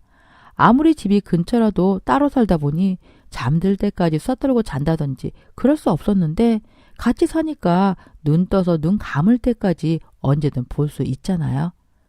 하지만 항상 같이 있다는 것, 그게 결국 문제가 되고 말았어요. 딸 집에 들어가고 2주가 조금 넘어서자 저는 후회되기 시작했습니다. 이미 쭉 말씀드렸듯 사위와 저는 동갑이라 친해지는데 시간이 꽤 걸렸어요. 그리고 가까워지기 시작한 건 그리 오래되지 않았죠. 그러다 보니 제가 사위에 대해 모르는 부분도 많았던 것 같습니다. 처음에 사위는 제 앞에서 조심하느라 그랬는지 항상 티셔츠에 반바지를 입든 긴 바지를 입든 어쨌든 옷을 갖춰 입고 생활했어요. 근데 사실 그게 당연한 거 아니겠습니까? 그런데 2주 정도 지나자 집에서 입고 있는 옷이 서서히 사라지기 시작했습니다. 처음에는 티셔츠에 트렁크만 입고 돌아다니더군요. 그 모습에 아무리 사이라지만 눈돌 곳을 못 찾겠어서 애를 먹었습니다. 그런데 며칠이 더 지나서는 티셔츠도 홀랑 벗고 아예 트렁크만 입고 돌아다니는 것이 아니겠습니까? 한마디를 하고 싶은데 제 집도 아니고 또 딸아이는 무슨 생각에선지 아무 말도 안 하더라고요. 예전에 지 아빠가 트렁크만 입고 돌아다닌다고 소리소리 지르며 난리치던 애가 지 남편이라 그런지 또 그걸 보고 웃기다고 낄낄거리기나 하는 게 너무 불편하였습니다. 말은 못하겠고 같이 있자니 눈들 곳이 없고 결국 저는 가능하면 두 아이가 잠이 들 때까지 집에 없는 걸 택했어요. 그런데 딱 이틀 그러고 나니 딸이 전화가 와서 난리가 난 겁니다. 엄마, 무슨 일 있어? 왜 집에 안 들어오는 거야? 그럴 만도 한 게 제가 살면서 혼자 외출해서 9시 넘어서 집에 들어가는 일이 없었거든요. 그런데 이틀을 그랬으니 딸은 걱정이 되었나 보더라고요. 그래서 어쩔 수 없이 이젠 밖이 아니라 제 방에서 딸과 사이가 잠들기 전에는 꼼짝도 않고 앉아 있었습니다. 하지만 그게 결국엔 사단을 내고 말았어요. 딸네 부부는 제가 거실로 나가지 않자 제 방으로 들어와 함께 텔레비전을 보자면서 자리를 잡고 앉더군요. 밥 먹을 때도 팬티바로 앉아있는 사이를 보느라 힘들었는데 제 방에서 텔레비전 하나 편하게 못 본다니 곤욕스럽기 그지 없었어요. 얼른 공사를 끝내고 집으로 돌아가고 싶다는 생각만 하느라 텔레비전에서 뭐가 하고 있는지 눈에 들어오지도 않았습니다. 그런데 딸내는 뭐가 그렇게 재밌는지 텔레비전을 보면서 두 대가 아주 깔깔 신이 났더군요. 차라리 속 시원하게 말해야겠다 몇 번을 다짐을 했지만 본인들이 모른다면 제가 무슨 말을 해도 기분만 상하지 변하는 게 있을까 싶어서 말을 안 했습니다. 그런데 이런 생각에 뒤이어 바로 드는 생각이 딸내가 직접 느끼게 해줘야겠다는 거였어요. 그래서 저는 화장실을 가는 척 슬쩍 자리에서 빠져나와 겨울이라 속에 입고 있던 내복만 아래 위로 걸치고 다시 방으로 들어갔습니다. 역시나 딸과 사위 둘 다 흠칫 놀라는 것 같았어요. 그런데 웃긴 건 제가 그렇게 입고 나오니 사위가 트렁크 바람으로 앉아있는 게 거슬리지 않더군요. 이래서 어디 아마존에 사는 부족들은 다 같이 벗고 살아도 그게 자연스러울 수 있구나 그런 생각까지 했습니다. 또 그러다 보니 어차피 2주만 더 같이 지내면 되는 건데 그냥 내복바람으로 지내다 가는 것도 서로 편할 것 같았어요. 그런데 딸은 양쪽으로 속옷바람이니 그게 영 불편했나 봐요. 엄마, 추위도 많이 타는데 괜찮아? 보일러라도 높여? 아니면 바지라도 하나 더 입어. 아우, 난 괜찮다. 딱 좋네. 늙으니까 추위도 안 타. 더워. 김서방도 덥지? 우리 나이엔 더워서 이래. 네가 이해 좀 해줘라. 덥기도 했지만 둘러댈 말이 없어서 대충 나오는 대로 이야기했습니다. 그런데 딸이 폭발하더군요. 아, 진짜 당신도 그렇고 엄마도 그렇고 옷 좀 입어. 이게 뭐 하는 짓이야? 나이 들고 무슨 줏대 부리는 거야? 엄마, 이 사람이 왜 트렁크 바람으로 돌아다니는지 눈치챘어? 뭐? 뭘 눈치챈다는 말이야? 혹시 김서방, 나한테 무슨 할 말이 있어서 트렁크 바람으로 돌아다닌 건가? 딸이 말하는 뉘앙스로 봐서는 분명 저한테 뭔가 할 말이 있어서 저러는 것 같았습니다. 제가 이미 얘기했듯 제가 워낙 눈치가 없다 보니 뭐가 어떻게 돌아가는지 전혀 모르겠더군요. 그러자 사이가 좀 난감한 듯 웃으며 방을 나가 평소처럼 티셔츠에 반바지를 입고 다시 들어와 제 앞에 무릎을 꿇고 앉았습니다.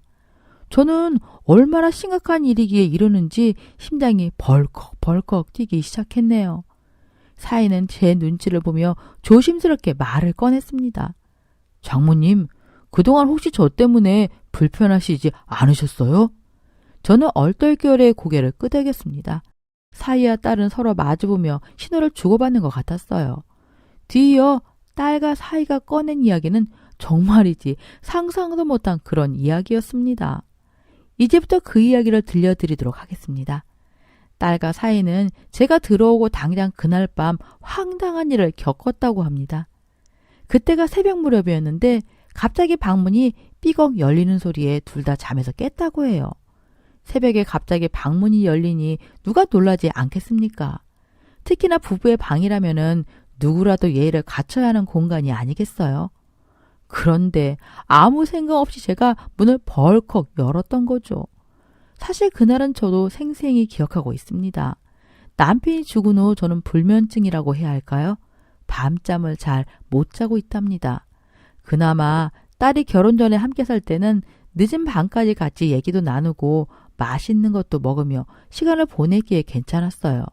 하지만 딸아이가 시집을 가고선 쭉 혼자서 그 밤을 보냈죠. 그런데 오랜만에 딸과 한 집에 있다 보니 수다도 떨면서 옛날처럼 밤을 보내고 싶은 기분이 들었어요. 그런데 저도 참 혹시 딸이 깨있나 싶어서 부부의 방문을 그냥 열어 제낀 거죠. 그리고 불 꺼진 방에서 딸과 사이가 잡는 것을 확인하고는 저 혼자 거실을 왔다 갔다 하며 시간을 보냈습니다. 그때는 아무 생각 없이 했던 행동인데 가만 듣고 보니 세상 그렇게 눈치 없는 짓이 또 있을까 싶었습니다. 쥐구멍이라도 있으면 숨고 싶은 심정이었네요. 하지만 이야기는 거기서 끝이 아니었습니다. 딸과 사이는 첫날에 있었던 일은 실수라고 생각했대요. 그런 일이 또다시 반복될 거라고는 생각하지 않았다고 합니다. 하지만 예상을 완전히 빗나가고 툭 하면 방문을 열어대는 통에 딸은 그냥저냥 그렇다 해도 사이는 방에 누워있는 것도 마음 편히 할 수 없었다더군요. 그나마 그런 문제야 큰일이 아니니까 한두 번 겪고 난 후엔 그러려니 할 수 있었다고 합니다. 하지만 진짜 문제는 정말 제가 한 짓이지만 나 부끄러워서 말이 제대로 안 나오네요. 그러니까 아무래도 딸과 사이는 신혼부부이다 보니 둘만의 시간이 중요할 것 아니에요. 그런데 제가 한 집에 같이 있다 보니 그런 시간을 가지는 게 쉽지 않았다고 합니다. 결국 밤늦은 시간까지 제가 잠들길 기다렸다가 부부만의 시간을 가졌다고 해요. 물론 혹시나 제가 방문을 벌컥 열까봐 문을 잠그고 좋은 시간을 가졌다고 합니다. 하지만 문제는 새벽에 딸이 화장실을 다녀오며 잠결에 문을 잠그지 않고 누웠다고 해요. 둘만 사는 게 습관이 되어 있던 사람들이니 당연한 거죠. 그런데 역시나 주책 없는 제가 아침에 일어나 딸의 방으로 갔고 방문을 확 열어 제낀 거죠. 다행히 문고리 돌아가는 소리에 홀딱 벗고 자고 있던 사이가 재빨리 문 뒤로 숨었기에 대형 사고는 막을 수 있었던 거죠. 딸이 이 얘기를 하는데 너무 미안하고 민망하더군요. 딸과 사이에게는 그날을 기억 못하는 척 그렇지만 사실 저는 저 날도 기억하고 있습니다. 그러니까 전날 아침에 방문을 여니 한참 자고 있어야 할 사이가 보이지 않았어요. 그래서 딸에게 사이가 어디 있는지 물었습니다. 김서방은 아침부터 어딜 간 거야? 오늘 출근하는 날 아니냐? 이렇게 말하며 제가 들어가려 하자 딸은 다급하게 잠깐 나갔어. 나 옷 갈아입어야 해. 이렇게 말하고는 방문을 닫는 것이 아니겠어요? 그런데 그날따라 딸의 표정이 유난히 안 좋아 보였습니다. 그래서 저는 생각하기에 두 내가 간밤에 다퉜나 했지요. 그래, 제 딴에는 아침바람이라도 쐬러 간 사이가 집에 돌아온다면은 둘이 편하게 이야기를 해야 하지 않겠나 싶었습니다. 그래서 저는 아침도 거르고 제 집 공사가 어떻게 되고 있는지 보고 오겠다며 나갔지요. 그리고 그 후 이야기는 이렇게 됩니다. 딸과 사이는 제가 아침도 안 먹고 나가자 눈치를 보나? 기분이 상했나? 라며 딴에는 둘이서 꽤 걱정을 했다고 합니다. 특히 사이 입장에서는 더 그랬겠죠. 괜히 우리 때문에 장모님이 눈치 보시는 건 아닌지 좀 그렇다. 입을 뒤집어 쓰고 그냥 누워있을 걸 그랬나 봐. 그러게, 난 당신 벌거벗고 문 뒤에 있는 거 엄마가 볼까봐 못 들어오게 했는데 혹시 그런 것 때문에 기분 상하신 건 아니겠지? 머리 복잡하다. 근데 엄마가 이런 일로 기분 상하실 분은 아닌데. 아무래도 아빠가 안 계시고 이제 나이도 드셔서 좀 소심해지셨나? 난감하네. 그래도 한동안 같이 계셔야 하는데 계속 사생활도 없이 지낼 수는 없는 노릇이고 또 말씀드리자니 눈치 보실 것 같고 말이야. 둘은 한참을 이 문제로 고민을 했다고 합니다. 그러다 생각해낸 게 어찌 보면 참 기발하죠. 사이가 트렁크 바람으로 돌아다니고 또 제 방문을 노크 없이 벌컥벌컥 열어대면은 제가 어른으로서 그 부분에 대해서 먼저 한마디 하거나 아니면 제 행동이 잘못된 걸 알지 않을까 하는 생각이 들었다고 합니다. 그래서 며칠을 그렇게 속옷바람으로 다녔다고 해요. 근데 또 딸은 그 상황이 웃기다 보니 틈만 나면 낄낄거린 거죠. 그런데 이 눈치 없는 늙은이는 제 잘못도 모르고 둘이 왜 저러나 고민만 했던 겁니다. 저는 사위와 딸에게 내가 이렇게 나이만 먹고 눈치가 없어서 너무 미안하네. 도대체 무슨 생각으로 자네들 방을 그렇게 벌컥벌컥 열었는지 나도 모르겠네. 정말 미안하네. 이렇게 말하며 한참을 제 행동에 대해서 고민했습니다. 가장 기본적인 문제였는데 왜 그랬을까요? 어쩌면 혼자만 지내다 보니 다른 사람에 대한 배려가 부족해졌나 싶기도 하고 참 부끄럽네요. 그날 저는 딸과 사이에게 흰새 그만 지고 어디 모텔이라도 잡아서 공사가 끝날 때까지 지내겠다고 했습니다. 그런데 딸내외는 제가 이렇게 나올까봐 말을 못하고 트렁크 바람으로 돌아다닌 거라며 붙잡더군요. 결국 둘의 만류에 저는 공사가 끝날 때까지는 지내기로 하였습니다. 그 후엔 그래도 제가 정신 똑바로 차리고 딸내의 사생활을 지켜주려 노력했어요. 잘 하려고 하긴 했는데 그건 순전히 제 입장이고 또 두 부부는 나름대로 불편했겠죠. 지금은 공사가 끝나고 제 집에서 편안하게 혼자 지내고 있습니다. 가끔 외로운 생각이 들 때도 있지만 그래도 이렇게 혼자 지내는 게 저한텐 더 편한 것 같아요. 딸과 사이는 앞으로 제가 더 나이가 들면은 같이 지내자고 얘기하지만 저는 고개를 절레절레 흔듭니다. 아이쿠, 난 두 번은 싫어. 자네들도 나 때문에 고생이고 또 나도 나 편한 대로 살아야지. 어림도 없는 소리지. 제가 이렇게 말하면 딸도 또 딸대로 받아치죠. 다 같이 트렁크에 내복 입고 살면 되겠네. 엄마 괜히 우리가 잔소리하는 거 싫어서 그러는 거지. 그 소리에 저희 가족 함께 웃으면서 그렇게 지내고 있습니다. 제 사연 읽으신 모든 분들도 눈치 없는 늙은이라고 저를 손가락질 하실 것 같네요. 눈치만 없다 뿐이겠습니까? 남의 허물은 그렇게 잘 보면서 제 허물은 못 보고 살았다니. 이제 겨우 54신이 더욱더 배우고 반성하고 그렇게 늙어가야겠습니다. 주책 없는 사연 들어주셔서 감사합니다. 안녕하세요. 저는 얼마 전에 아이를 낳고 엄마가 된 30대 여자입니다. 제가 이렇게 글을 쓰는 이유는 너무 황당하고 화가 나서 견딜 수 없기 때문이에요. 사실 아이를 낳고 나면 힘은 들어도 행복한 시간을 보내야 할 것 아니겠습니까? 그런데 저는 시모의 등살에 행복은커녕 지옥 같은 시간을 보냈습니다. 결국 얼마 전엔 시댁과 연 끊을 생각으로 제대로 지르고 이사 나온 상황입니다. 친정 부모님께는 속속들이 얘기하면 속상해 하실까봐 말도 못하고 저 혼자 끙끙 앓고 있네요. 그래서 이곳에서나마 익명의 힘을 빌려서 제 이야기를 속 시원하게 털어놓으려고 합니다. 제 이야기 한 번씩 들어주시고 따뜻한 위로의 말씀 부탁드리겠습니다. 저와 남편은 맞선을 보고 만난 사이입니다. 요즘 30 초반이면 결혼하기 늦은 나이는 아니지만 저는 원래 결혼을 빨리 하고 싶은 욕심에 있었습니다. 어렸을 때부터 20대가 되면 남자 만나서 얼른 결혼하는 게 제 꿈 중에 하나였습니다. 그런데 요새 세상이 산포시대라고 하잖아요. 결국 저도 취업이니 뭐니 그런 것들로 20대를 보내고 30대가 되어서야 다시 한번 인연을 찾아 나섰답니다. 그러다 거래처 사장님이 건너 아는 분의 아들을 소개시켜준다고 하셨어요. 사실 아무리 결혼이 꿈이라고 해도 딱 봐도 관계가 너무 부담스럽잖아요. 그래서 처음엔 선자리를 거절했습니다. 그런데 그 사장님이 제가 업체에 갈 때마다 그 선자리를 얘기하시더군요. 이쯤 하면 그만하셔도 될 텐데 싶은데도 계속 한 번만 만나보라고 하시는 게 아니겠어요? 결국 저는 내키지 않았지만 선을 보게 되었습니다. 그런데 그 자리에 제 남편이 나왔습니다. 물론 처음엔 그 인연이 쭉 이어질 거라고 상상도 못했죠. 사실 아무 기대도 없이 나갔을 뿐 아니라 어찌 보면 억지로 나간 자리라서 밥만 먹고 돌아올 생각이었어요. 그리고 남편의 외모가 굳이 따지자면 제 이상형은 아니었거든요. 그런데 밥을 먹는 동안 제 생각은 단번에 바뀌었습니다. 저는 남자가 너무 꼼꼼한 것도 그렇다고 너무 우둔한 것도 싫거든요. 적당히 센스 있지만 모든 상황을 다 꿰뚫어보는 예리함은 또 싫어요. 그런데 남편이 제가 바라는 사람에 가까웠습니다. 어찌 보면 사람이 좀 순수하다는 게 맞겠죠? 계산하는 것도 없다 보니 사람을 배려할 줄 아는 모습이 센스 있게 보였습니다. 또 마찬가지로 뒷꿍꿍이가 없어서 하는 행동은 적당히 둔감한 느낌이었어요. 이게 참 설명하기 힘드네요. 어쨌든 그냥 쉽게 말하면 사회생활하며 살아가는 사람이 그렇게 때묻지 않은 순수한 모습으로 남아있는 게 화석을 보는 기분이었습니다. 요즘 말로 하면 남편은 시조새 같은 사람이죠.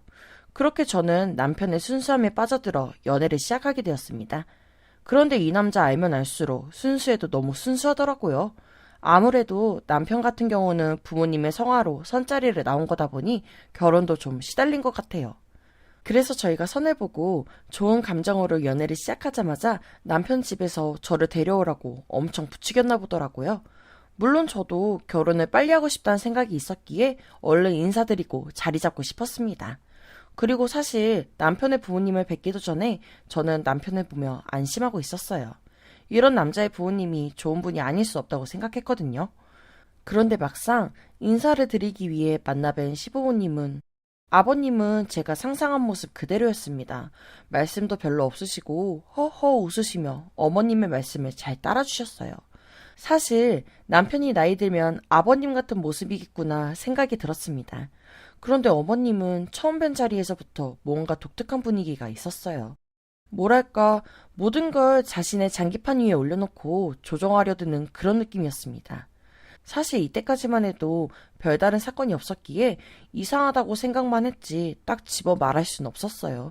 제가 이상하게 생각했던 것도 사람에 따라서 별거 아니네 라고 넘어갈 수 있는 일이었죠. 그게 뭐냐면 한정식집에서 처음에 시부모님을 뵙게 되었습니다. 그런데 한정식집은 밑반찬이 쭉 나오잖아요? 홀서빙 하시는 분이 세팅을 전부 끝내시고 메인 반찬을 가지러 가셨는데 그 사이 어머님께서 반찬 위치를 이렇게 저렇게 바꾸시더라고요. 어머님 나름으로는 시아버지 좋아하는 반찬과 제 남편이 좋아하는 반찬으로 나뉘어서 놓으신 걸 수도 있긴 해요. 그런데 제 취향은 전혀 모르시잖아요. 그럼 저는 거기서 남는 거 먹어요? 일단 저는 여기서 한번 기분이 상했죠. 하지만 또 음식을 먹기 시작하니 어머님께서 저에게 아이고 이것도 먹어. 이게 여자 몸에 그렇게 좋다더라. 이러시면서 반찬을 이것저것 올려주셨기에 섭섭한 마음은 금방 사라졌습니다. 하지만 그것도 곤욕인 게 제가 싫어하는 반찬도 마구잡이로 주시니까 시부모님 처음 뵙는 자리에서 반찬 투정할 수도 없고 싫은 티 안 내고 먹느라 애썼네요. 하지만 30 넘어서 입맛 까다로운 것도 자랑은 아니라 저도 전날 이후론 싫어하는 음식도 좀 먹는 버릇을 가졌습니다. 그렇게 시부모님과의 첫 만남은 큰 문제 없이 지나갔어요. 그 후로 어머님은 남편뿐 아니라 저에게도 결혼을 빨리 하라고 계속 말씀하셨습니다. 저희도 그럴 생각이었기에 바로 결혼 준비를 시작하였네요. 그런데 결혼을 하기 위해선 서로 이런저런 부분을 얘기할 것들이 있잖아요.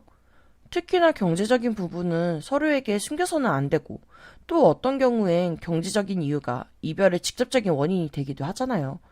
그래서 저는 남편에게 경제 상황에 대해서 오픈하고 함께 계획을 세우자고 하였습니다. 그런데 남편이 우물쭈물 하더라고요. 저는 남편에게 많이 없어도 되니까 솔직하게만 말해달라고 하였습니다. 우리 아직 30 초반밖에 안 됐는데 얼마 못 모았어도 흉도 아니야. 아직 내 친구들 중에는 수중에 1000만 원도 못 모은 사람들도 있어. 그러니까 그냥 편하게 말해줘. 어차피 돈 없어도 우리 두 사람이어서 꾸준히 벌면서 모으면 되잖아. 저는 남편이 공부하느라 취업도 좀 늦어지고 뭐 그래서 모아둔 돈이 없어서 그러는 거라 생각했어요. 그런데 남편의 말은 정말 뜻밖이었습니다. 사실 얼마나 모았는지 나도 모르겠어. 일 시작하고 어머니가 쭉 돈 관리를 해주셨거든. 근데 나도 결혼하면 아무래도 당신이 돈 관리를 하면 좋겠다 싶어서 어머니께 말씀드려 놓은 상황이야. 그런데 그 돈이 지금 묶여있다고 얼마 뒤에 다시 말씀해 주신다고 하더라고. 미안해. 자기한테 그런 부분 숨기지 않고 전부 얘기해주고 싶은데 조금만 더 기다려줘. 저는 남편이 어떤 상황인지 솔직하게 이야기해준 것이 고마웠습니다. 그래서 일단 남편에게는 고맙다고 말을 하고 좀 더 기다리기로 하였습니다. 그리고 결혼 준비에 필요한 돈은 제가 모아둔 돈으로 시작했어요. 돈이 많은 건 아니라서 좀 빠듯하긴 했지만 그런대로 급한 것들은 해결할 수 있었습니다. 스드메라고 하죠. 일단 결혼사진, 드레스, 메이크업, 또 식장 계약금까지 전부 해결했어요. 어차피 예단 예물은 생략하기로 했기에 그러고 나니 신혼집 문제만 남았습니다. 사실 신혼집 전세로 시작한다고 해도 그 금액이 억대잖아요. 그러다 보니 제가 모은 돈으론 턱도 없었죠. 그렇다고 그 돈을 전부 대출받아서 하자니 평생 전세금 갚다가 끝날 판이잖아요. 그래서 저는 남편에게 하는 수 없이 다시 한번 돈 이야기를 하였습니다. 어머님께는 얼만지만 먼저 확인할 수 있을까? 신혼집 알아보는 걸 더 미루면 나중에 가전 들이고 할 시간이 너무 쪽박할 것 같아. 또 대출도 알아보고 해야 되니까 미리 준비를 해야 하거든. 자기가 어머님께 말하기 좀 그러면 내가 말씀드려볼까? 아니야, 내가 얘기할게. 미리 얘기했어야 하는 건데 너무 미룬 것 같아. 남편은 제 말에 수긍하며 바로 어머님께 말씀드리겠다고 하였습니다. 그런데 남편과 이런 대화를 나누고 다음날이 되어 어머님께 연락이 왔습니다. 예, 세아가 오늘 저녁에 시간 좀 되니? 내가 할 말이 있어서 그러는데 같이 저녁이나 먹자꾸나. 네, 어머니. 그러면 제가 회사 끝나고 동네 가서 전화드릴게요. 이렇게 통화를 끝냈습니다. 그리고 퇴근 후에 저는 남편의 동네로 가서 어머님께 연락드렸어요. 사실 저는 어머님이 할 말이 있다고 하셨지만 아버님과 남편이 같이 나올 줄 알았습니다. 그런데 어머님 혼자서 나오셨더군요. 왠지 느낌이 싸한 게 그날 저녁이 순탄하지 않을 것 같은 기분이 들었습니다. 그런데 역시나 밥을 먹는 내내 어머님은 어디에 얼마를 투자했고 또 어디에 얼마 이렇게 투자에 대한 이야기를 하셨어요. 이게 뭔 일인가 혼이 빠져나가려고 할 때쯤 드디어 어머님께서 본론을 말씀하셨습니다. 그래서 말인데 아가, 지금은 현욱이 돈을 전부 묶어둔 상태라 너희 신혼집에 보탤 돈이 없구나. 앞으로 1년 정도만 넣어두면 너희가 전셋집이 아니라 대출 하나 없이 깨끗하게 매매로 들어갈 수 있단다. 내 말은 일단 1년 정도만 우리랑 함께 살자는 거야. 어차피 너 결혼해서 임신하고 애 낳으면 수발될 사람도 필요하지 않겠니? 이 소리를 듣는데 진짜 미치고 팔짝 뛰겠더군요. 저는 다른 건 몰라도 합가는 절대로 반대하는 사람입니다. 왜냐하면 저희 엄마가 할머니한테 20년을 시달리는 걸 봤기 때문이죠. 이런 소리 하면 어디 가서 벼락을 맞을지도 모르겠지만 다행히 제가 20살이 되고 할머니가 죽고 나서야 엄마는 그 지긋지긋한 시집살이에서 벗어날 수 있었습니다. 정말이지 엄마를 지켜보며 제가 시금치도 안 먹을 정도였네요. 그런데 시어머니가 자신의 집에서 1년을 함께 살자니요. 그리고 말이 1년이지 1년이 10년 되는 건 한순간 아니겠어요? 저는 이렇게 저렇게 시간 끄느니 단번에 거절하는 게 어머님과 제 사이에 더 나을 것 같아서 바로 싫다고 하였습니다. 어머님, 말씀은 충분히 알겠지만 저는 현욱 씨랑 저 둘이서 시작하고 싶어요. 저희 작은 단칸방이라도 얻어서 살 테니까 그 돈은 걱정 마시고 나중에 천천히 주세요. 그런데 제 말을 들은 어머님께서 갑자기 짜증을 내신 게 아니겠어요? 얘, 왜 이렇게 답답하니? 너만 생각해서 단칸방 살면 끝이니? 현욱이는 생전 그런 데서 살아본 적이 없어. 그런데 편한 지집 두고 굳이 단칸방에 들어가서 산다니. 왜 이렇게 말이 안 통하니? 일단 오늘은 내 뜻을 전했으니 네가 한 대답은 내 못 들은 걸로 하마. 천천히 생각해보고 다시 대답해주는 걸로 하자. 그러시고는 저는 아직 밥도 덜 먹었는데 쌩하니 자리에서 일어나신 게 아니겠습니까? 저는 속에서 천불은 천불대로 나고 또 퇴근하고 막 온 거라 배는 덜 차서 아직 고픈 상태고 그래도 어쩌겠습니까? 일단 어머님 따라 일어섰고 얼른 집에 가서 밥이라도 먹자는 생각에 나중에 다시 말씀드리겠다 하고 집으로 갔습니다. 집에 도착하니 부모님은 제가 약속이 있어서 밥을 먹고 온다는 말에 나가서 외식을 하고 오셨더군요. 그래서 밥통은 텅텅 비어 있는데 그게 뭐 대수라고 눈물이 나기 시작하였습니다. 엄마는 제가 우는 모습에 깜짝 놀라서 금방 밥 해주겠다고 하시는데 이젠 밥이 문제가 아니었어요. 저는 부모님에게 이유를 말씀드리지 않고 이 결혼 못하겠다고만 말하고 제 방으로 들어가 밤새도록 울었습니다.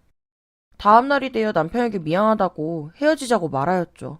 남편은 무슨 일이냐며 자기가 다 잘못했으니 헤어지자는 말만은 하지 말라고 애원하더군요. 마음이 찢어졌지만 도저히 시댁에 들어가 사는 건 못하겠더라고요.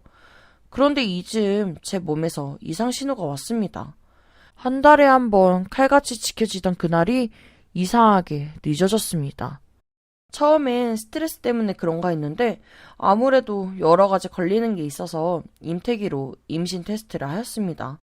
그런데 아직 준비도 안 된 제게 소중한 생명이 찾아온 것이 아니겠어요? 상황이 많이 안 좋았지만 아이가 생겼다는 기쁨은 엄청났습니다. 그때 제 마음은 파혼으로 굳어져 있었기 때문에 혼자서 아이를 낳아서 기를 작정이었습니다. 하지만 어쨌든 남편에게 이 사실을 알려야 한다는 생각이 들었어요. 입장 바꿔 생각해 본다면 나는 존재도 몰랐던 내 아이가 어딘가에서 자라고 있다는 게 소름 돋을 것 같았거든요. 그리고 꼭 결혼이 아니더라도 아이를 키우는데 아빠의 역할이 필요할 거란 생각도 들었고요. 엄청 쿨하게 살 수는 없겠지만 그래도 아이에 대해서 함께 의논도 하면서 그렇게 지내야 한다는 생각이었습니다. 그래서 남편에게 전화를 하였습니다. 길게 말해서 구질구질한 감정 싸움 하고 싶지 않아서 바로 본론만 말했습니다. 나 임신했어. 당신이 애 아빠니까 알 건 알아야지. 만약 아이에 대한 책임감이 부담스럽다면 그냥 지금 내 얘기 못 들은 걸로 하고 잊고 살아. 나도 2번 다시는 연락 안 할 테니까. 그리고는 남편의 대답을 듣기도 전에 전화를 끊어버렸습니다. 아무리 대차게 결심을 했다고 해도 며칠 전까지 죽고 못 살던 남자였는데 싫어서 헤어진 것도 아니고 마음이 좋을 수 없죠. 그러다 보니 말을 끝내고 눈물이 쏟아져서 어쩔 수 없이 전화를 끊어버린 거였죠. 그런데 남편은 또 남편대로 난리가 났었나 봐요. 제가 전화를 끊자마자 정말 수백 통 전화를 하더군요. 제가 전화를 안 받으니 저희 부모님에게도 전화를 하였더군요. 결국 다음 날이 되어 남편은 조퇴하고 제 회사 앞으로 찾아왔습니다. 그리고 사람 많은 점심시간에 회사 앞에서 무릎을 꿇고 눈물을 뚝뚝 흘리는 게 아니겠습니까? 난 도저히 우리가 헤어져야 하는 이유를 모르겠어. 어머니한테 너랑 만났을 때 무슨 얘기를 한 거냐고 다그쳐도 말씀을 안 해주셔. 그래도 내가 바보도 아니고 어머니 때문에 지금 당신이 헤어지자고 했다는 건 어렴풋이 알고 있어. 난 당신이 하자는 대로 할 거야. 그러니까 우리 어머니 신경 쓰지 말고 당신 원하는 거 얘기해줘. 응? 우리 애기도 생각해야지. 어떻게 우리가 헤어져? 결국 남편의 진심 어린 말에 제 마음도 흔들렸습니다. 저는 일단 사람들이 구경이라도 난 듯이 흘끔거리는 게 너무 창피해서 남편을 데리고 근처 커피숍으로 들어갔네요. 그리고 남편에게 그간의 사정을 이야기해 주었습니다. 어머님께서 시댁으로 들어오라고 하셔. 근데 난 죽어도 그렇게 못하겠어. 말은 1년이라고 하시는데 사실 1년 안에 우리가 전세금을 어떻게 모으겠어. 어머님께 맡겨둔 당신 돈을 받아야 그나마 대출 끼고 나갈 텐데 그때도 안 주시면 그냥 붙잡혀 사는 거야. 부모님이 연세가 드셨을 때 자식이 보살피는 건 있을 수 있지만 지금 당신 부모님 2분 다 젊고 건강하시잖아. 남편은 제 이야기를 듣고는 고개를 끄덕이며 미안하다고 하였습니다. 남편 탓을 하면 뭐 하겠냐마는 가만히 고개만 끄덕이는 것도 좀 답답하긴 했었네요. 그런데 남편이 생각지도 못한 말을 하였습니다. 사실 어머니가 잘못하신 건 변명의 여지가 없어. 그런데 당장 아이도 낳아야 하는데 단칸방에 들어갈 순 없잖아. 좀 더 나은 상황에서 아이를 키우고 싶은 욕심이 들어. 그래서 말인데 아무래도 부모님 도움을 받는 게 맞는 것 같아. 우리 집에 들어가서 살자는 건 말도 안 되는 소리고 집 근처에 부모님 건물이 있는데 지금 거기 꼭대기층이 비어있어. 내가 무슨 수를 써서라도 부모님과 결판 지을 테니까 거기서 일단 신혼살림 시작하자. 지은 지 얼마 안 된 건물이라 깨끗하고 집도 꽤 넓어서 아이 키우기엔 좋은 조건이야. 단지 우리 집이랑 너무 가까워서 어머니 간섭을 완전히 피할 수 없다는 게 큰 단점이지. 남편의 말을 듣는데 안심과 불안이 교차하는 묘한 마음이 들었습니다. 하지만 어쨌든 그게 지금 저희가 결정할 수 있는 최선이었기에 어쩔 수 없었죠. 차라리 마음 같아선 저희 부모님이 살고 있는 집에서 신혼을 시작하고 싶었지만 20평대 아파트에서 성인 4명이 살 자신이 없었습니다. 그래서 남편의 말을 따르기로 한 거죠. 하지만 저희를 끼고 살 생각이었던 시모가 한 발 물러설까 싶었습니다. 그럴 거였으면 진작에 돈을 마련해 줄 때까지 남편이 대책으로 말했던 그 집에서 살라고 했었겠죠. 그런데 다음날 남편이 전화가 와서는 시모가 당연히 좋다고 하였답니다. 그러면서 식도 앞당기자며 아이가 생겼다는 것에 엄청 기뻐하셨대요. 이 말을 들으니 제가 그동안 또 너무 시모에게 나쁜 생각을 가지고 있었나 미안해졌습니다. 어쨌든 저희는 이제 신혼집도 해결되고 또 뜻하지 않게 빠르게 아이가 생겼기에 결혼 준비를 더욱 서둘렀습니다. 일단 식은 예식장 예약을 6개월 뒤로 해두었기에 신혼살림 먼저 차리기로 하였네요. 필요한 가전제품 사고 또 여러 가구며 그릇, 생활용품들을 구입하고 빠르게 이사 준비를 하였습니다. 살다가 부족한 게 있으면 더 채우자는 생각으로 꼼꼼히 하기보다는 서둘렀죠. 특히나 남편은 태교부터 하나씩 같이 하고 싶은 욕심이 있었고 시모는 무슨 생각인지 어쨌든 빨리 한 가족이 되자 이런 식이셨어요. 그래서 남편과 저는 아이 임신을 알고 나서 2주가 채 안 되어 신혼살림을 차렸습니다. 하지만 급하게 하다 보니 꼭 한두 개가 빠져있더군요.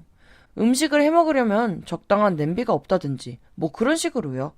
그러다 보니 급한 대로 건물만 내려가면 1분 거리에 있는 시댁에 가서 이것저것 빌리게 되었습니다. 사실 이때는 저도 경솔하게 생각했죠. 저한테 눈을 희번뜩거리며 집으로 들어오라고 하던 시모가 더는 저를 닥달하지 않았기 때문에 이제 잘 지낼 수 있을 거라 믿었거든요. 하지만 이건 어디까지나 저의 착각이었습니다. 시모는 처음엔 남편이 뭘 어떻게 한 건지 나름 시기를 보고 있었던 것 같습니다. 그런데 제가 냄비며 뭐 이런 사소한 것들을 빌리기 시작하면서 그 틈을 비집고 들어오시더군요. 처음엔 임신한 여자 몸에 좋다고 갖가지 반찬이며 음식을 해다 주셨죠.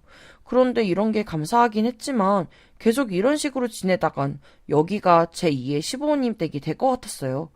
왜냐면 시모는 틈만 나면 음식을 해준다 어쩐다 들락날락 하시기 시작했거든요. 그런데 말 그대로 음식만 해주시면 감사히 받아먹을 수 있죠.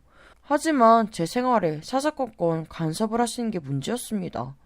특히나 임신을 하면서 초기에 신경을 제대로 못 썼더니 병원에서 절대 안정이 필요하다는 말에 회사도 휴직을 하였거든요.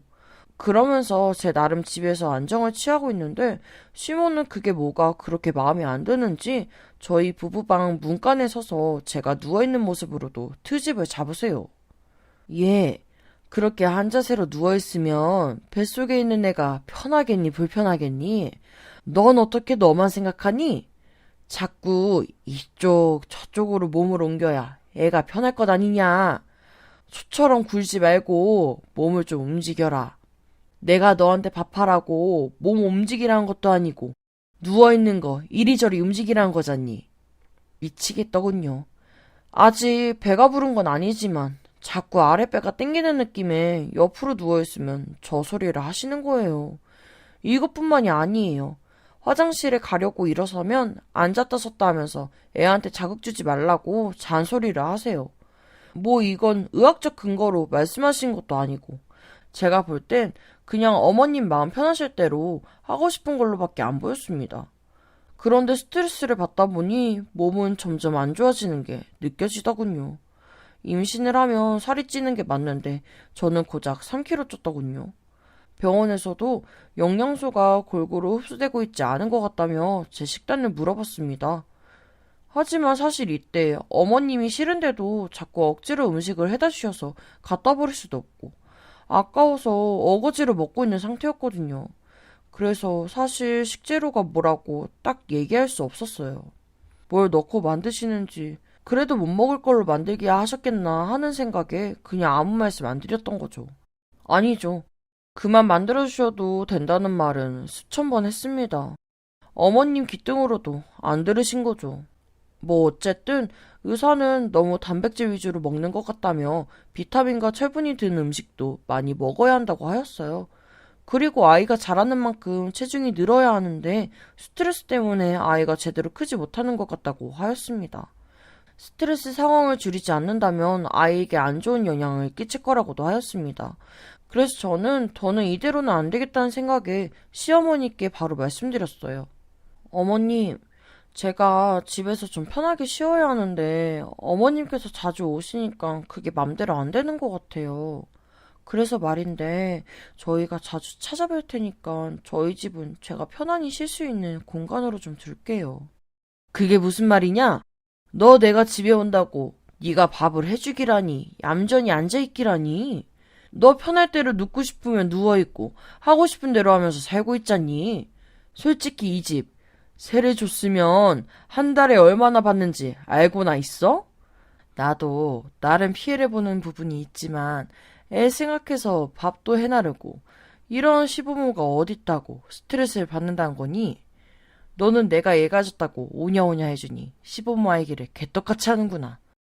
네 친정 부모가 이렇게 가르치든 애 낳고 나면 군말 없이 집으로 들어와서 예절부터 다시 배워야겠다. 너한테 맡겨뒀다간 애도 개차반으로 자라겠구나. 네, 제가 이미 얘기했죠. 제가 누워있는 걸 문간에 서서 지켜보신다고요. 그런데 그때 제가 누워있을 때도 어머님 오신 줄 모르고 누워있었던 거예요. 평소에는 어머님이 가만히 있으면 애한테 안 좋다고 이것저것 계속 집안일을 시키셔서 앉아있을 시간도 없을 정도입니다.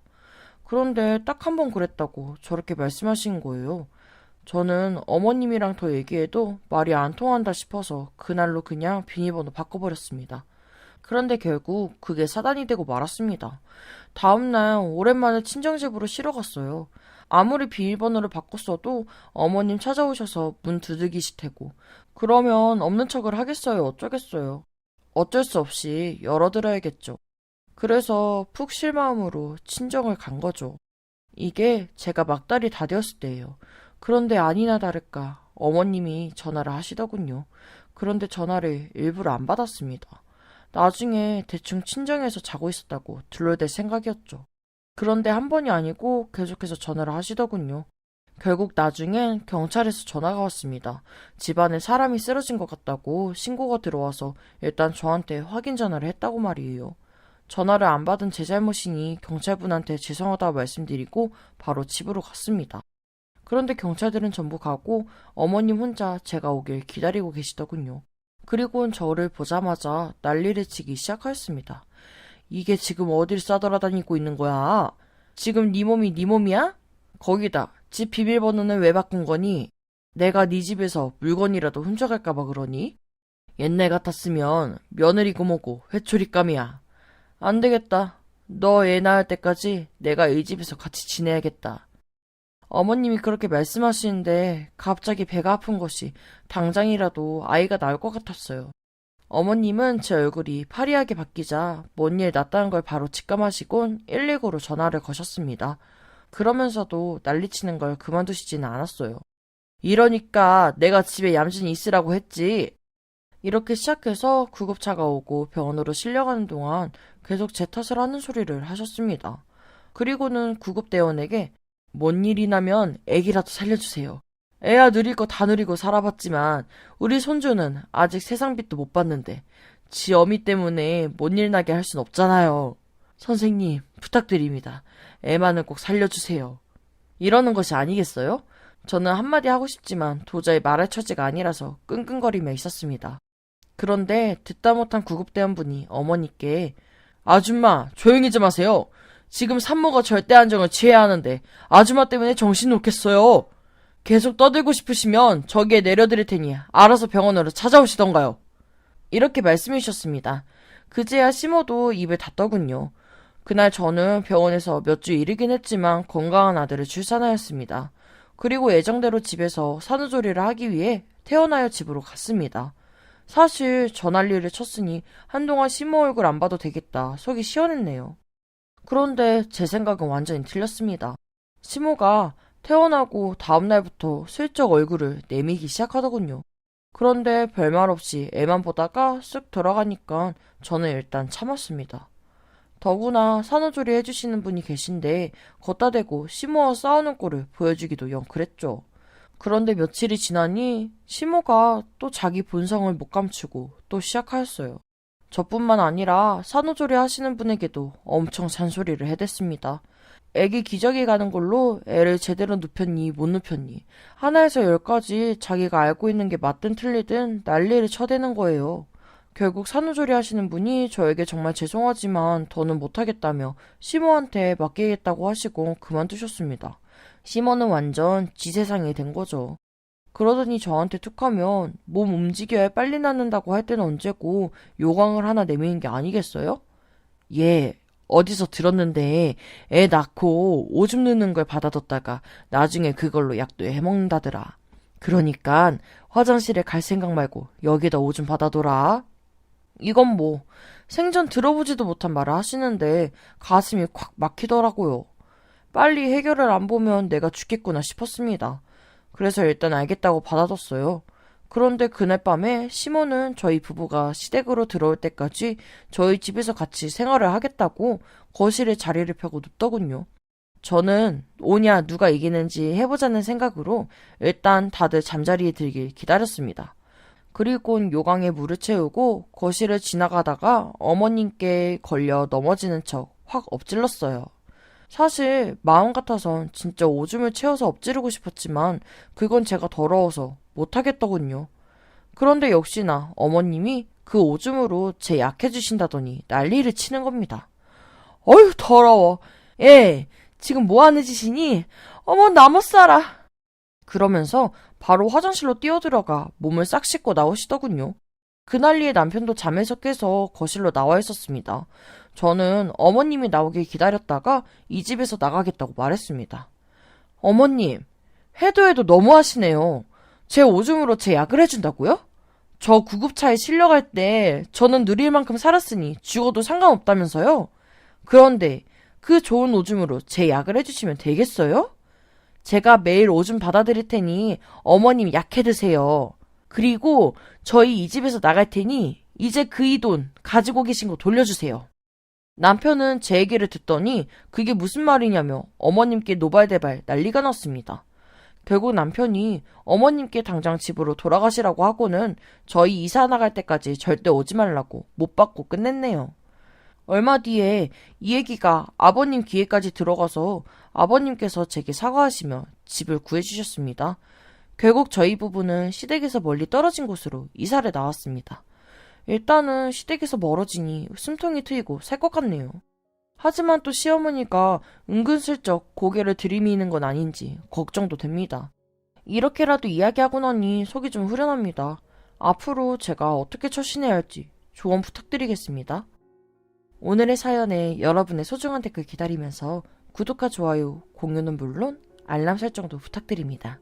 그럼 오늘도 함께 읽어주셔서 감사합니다.